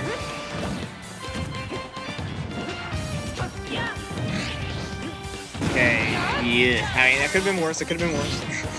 But yeah, not exactly what he was looking for there. Okay, he's getting these multi-hit aerials into the mix here. Nice forward air. Ooh, try to intercept. That was almost a drag down because of the way that it ended, but yeah, I mean, Hero's recovery is a little too good to really, like, be able to use that super well. Good attempt from Ivysaur, just missing the mark on that finish. Yeah, not gonna be able to use that neutral B for a minute. Forward throw coming through, not gonna kill. The SD from Pokemon Trainer. Oh, man. Oh! Yep, Charizard is not having it. That is really funny. Flare Blitz off of Angel Plat is kind of crazy. Like, I don't know if I've ever seen that. Okay. Whatever Hero did. Oh my god. Oh, that was so scary. Oh no! The missed tech. Yeah, the thing that I noticed about CPUs is that when they miss tech,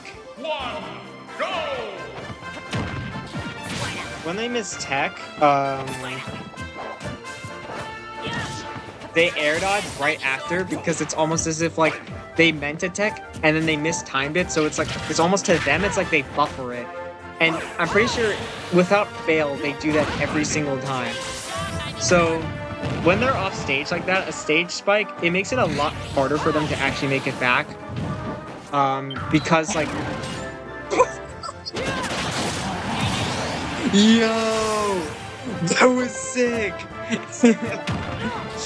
The Flare Blitz into the snooze into the down smash crit that killed. My god. Yo, that was so silly. That was so silly, bro. What is happening? Hero is running away with it. Nah. It was that snooze, bro. This snooze, man. They're starting to get tired. They feel like they might have exerted so much energy into their previous sets that now they're just kind of... It's hard for them to really do much here. Oh, almost got the up air. Up B would have just guaranteed it because of the air dodge. Okay, well yeah. Hero ran out of mana for that up B. Oh, but Battlefield gonna pay the price for going to Battlefield because that is such an unfortunate F smash. You have so much ground to make up now. Dang, man, PT was looking so good, and then all of a sudden, like, Hero just been kind of like playing like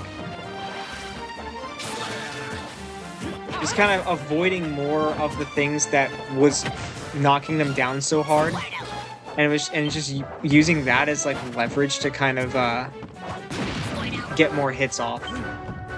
Whack, dude. If Hero wants this over, man. Ooh, okay, falling up there. Dang, this Hero kind of moving right now. Okay, good interception there. Flare Blitz, might as well. You're down so much. Okay. Another Flare Blitz, yeah! Will this work for the end? Will this work up until the last stock here? Okay. I don't know right now. I don't know. Okay, that down smash was scary. Oh no. Yeah. Finally seeing someone punish Flare Blitz. That's gonna be it.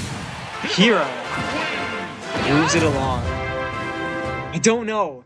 Like, the Charizard just decided, All right, I'm down so much. Let's just flare blitz every other button. Like, dude, they were cooking so hard. Like, they were getting down airs. Did you see? If you saw game 1, the Charizard was playing insane, and then they just started. I don't even know, man.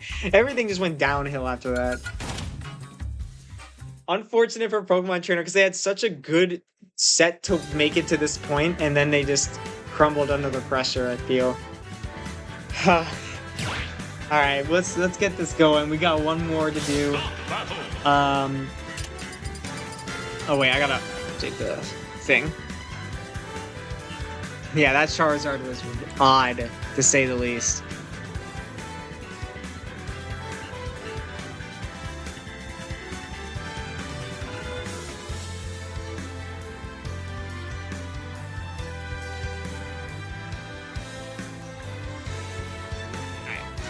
Here we go. To top off, final set of the day.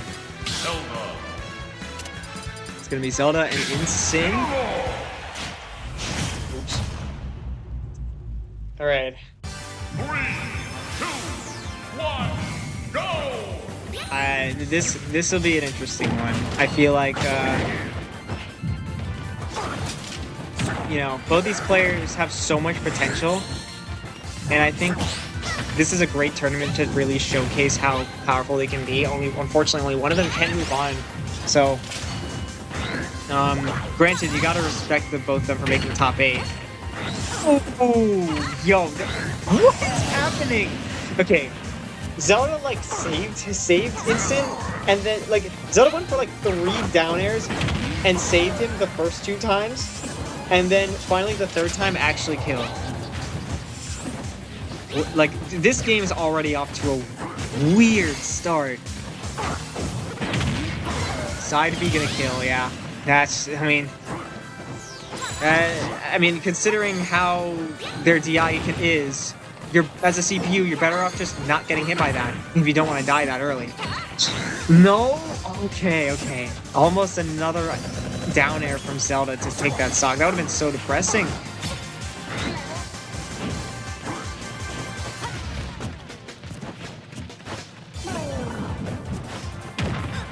Okay. Ooh. Hold on. That was nice. What the flip? Okay. Went for the down air. Actually got the sour spot. Oh, if it weren't for that up B, that would have definitely been the stock. It's crazy how they just they wanna play a ledge game or even an offstage game. As Incineroar, I don't know how I feel about that. Like, and yeah, he could have made that back. I don't know what Incineroar's cooking, bro. I'm gonna be honest. Oh my god. Oh no.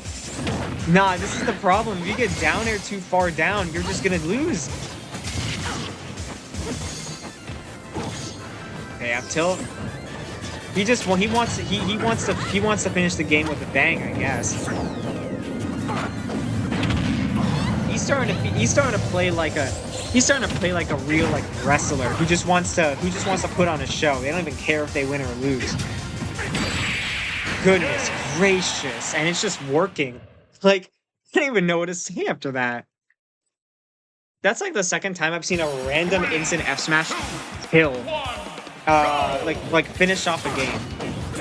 Okay, yeah, sure. Let's just do that, you know? Yo, this is crazy, man. What is this matchup, bro?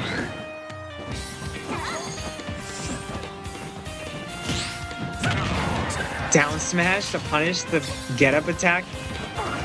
Parry and get-up attack is actually aura. Like, genuinely, bro. Oh my god. Woo! Instant's feeling himself right now, but at the same time, I don't even know if he wants to play to win. He's not playing to win. He's playing to just throw out the craziest moves just so we can be entertained. And you know what? You can only love that. That's why we love Incineroar.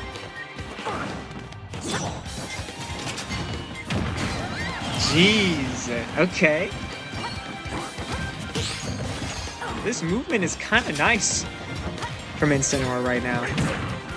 Okay, except for that. I mean, I know it hit, but why? Why would you go for that?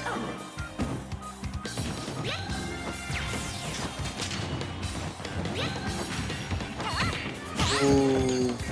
Okay. Okay. Zelda trying to cook, but just slightly off.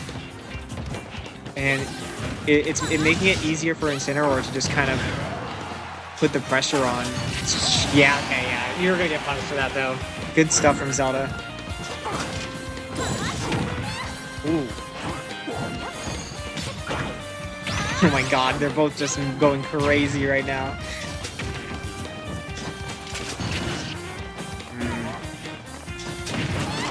Get up attack to get rid of the knight. Oh. Oh! God dang! It's a close game. It's a close game. This is like when I don't commentate, I'm just like reacting, which you know is probably not as enjoyable to the people, but I don't know. It's like I'm getting invested in the set. Okay, the game isn't, but you know, ooh. Oh, yeah. I had a feeling that might have killed, even though it shouldn't have. Zelda kind of playing, like, really nervous all of a sudden. Interesting. I mean... Okay, well, as I say that, a lot of air dodges coming out from Instant, which is getting hard punished. And yeah, look at this. Things have just completely turned around after getting that lead. Now Instant's got to play very... Now Zelda's realizing how this matchup should be playing out. Like, because Instant is gonna struggle to. Oh my god! I don't know about that. Oh. Okay. Yeah, the thing about this is like, yeah, Instant has to play around, like the down B now and the side B. Oh, that's crazy. I respect it though, because if they have revenge, you want to get him gone. You want to get him gone. So just F smashing might be a fair play. Oh, that was almost the game. I feel like that's a true combo, but like Zelda must be like slightly off, like they're slightly off on the timing. I'm just surprised that hasn't like connected yet. Speaking of connecting, Instant is connecting all these hits. Starting to create a comeback here. One good smash attack might be the game. There's the Nair. Good. Can he get an edge guard? Oh my. Ooh, he's playing around things. Up tilt. Oh. That was so risky from Instant, but he doesn't. He's probably gonna make it back. Oh, that was so good. That's such a good recovery. Yeah, that's gonna kill. Man, Instant just YOLOs these F smashes in his last hit moments, and I'm not seeing the adaptation from Zelda. I'm really not. That's the one thing that's keeping her from taking these games. Oh shoot, she's trying to take this stock early because I think that's when she was most confident. Oh my god. Oh my god. Okay. I heard you loud and clear.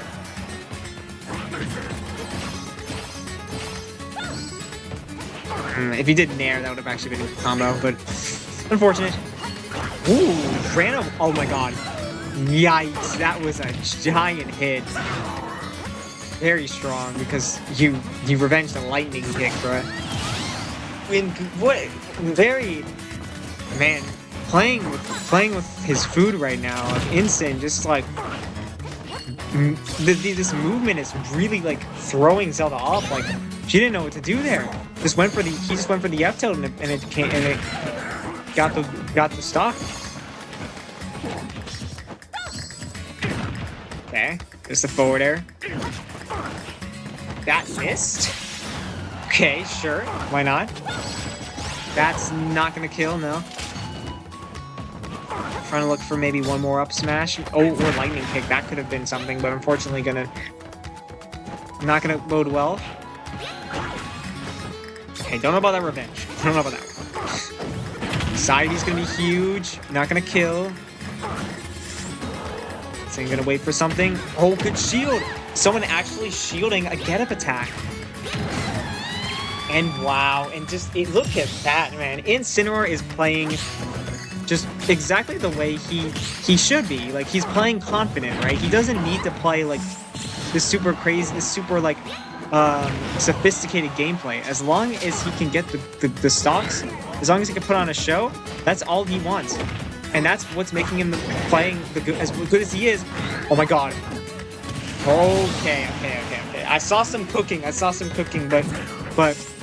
Zelda threw that pot away to make sure he wouldn't cook anymore. Threw that pot to the ground.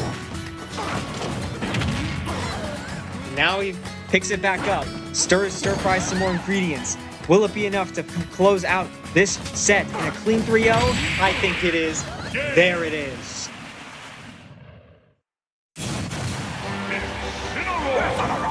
I mean, I like to think that Zelda put up a good fight, but just got hit by too many random things, which I can understand, because I mean, if you can play so good and then all of a sudden F smash, because why not?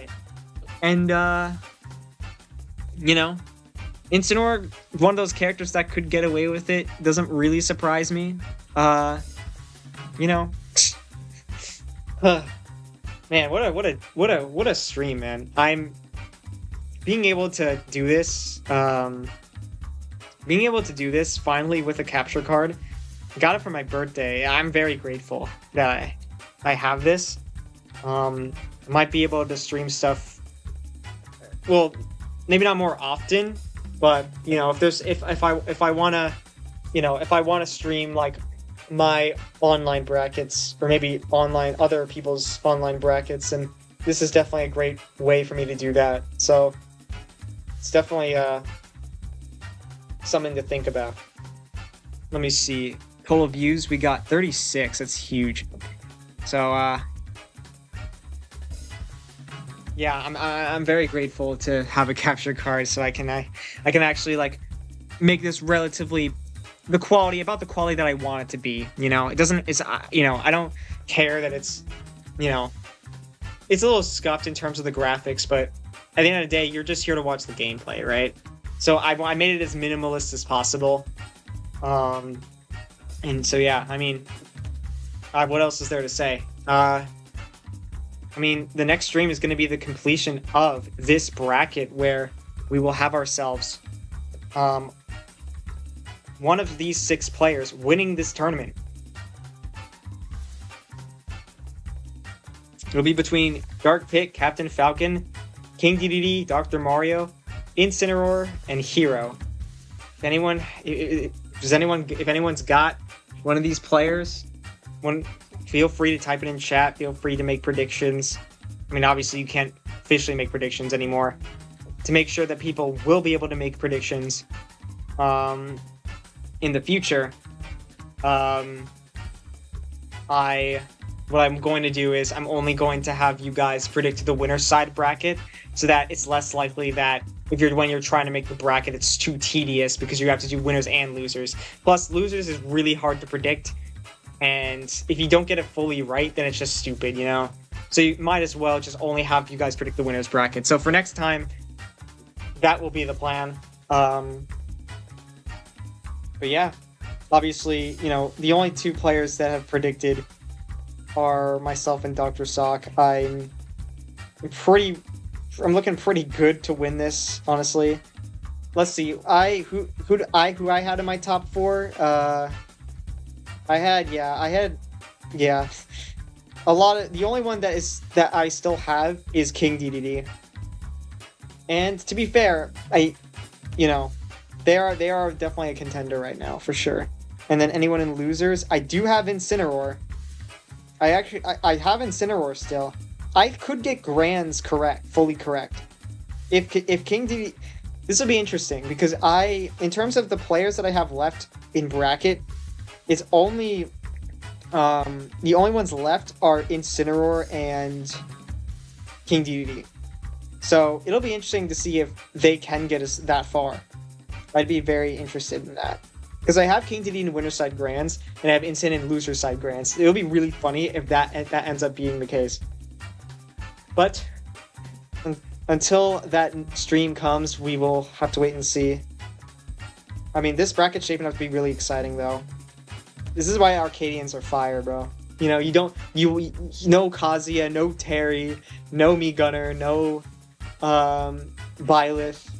Just some like some pretty cool characters finding their light, you know. I feel like the biggest underdog to me right now, I would say, is Dark Pit. Everyone else, I saw some. It doesn't surprise me that much that they're this far, but Dark Pit is actually like a huge dark horse to me right now. So gotta respect how far he's gotten in bracket. But anyways, I'm gonna end stream. Had a lot of fun.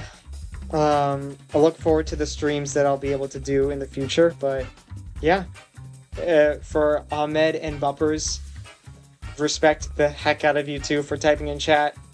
And I hope I can get more moving forward now that I have a better quality stream. But yeah, of course, I don't have a set date when I'm gonna do this. This is kind of like one of the last things I think about doing because of all the other productive stuff I have going on. So, you know, look forward to what comes up in the future. But appreciate you all, and thank you guys for watching. Really means a lot.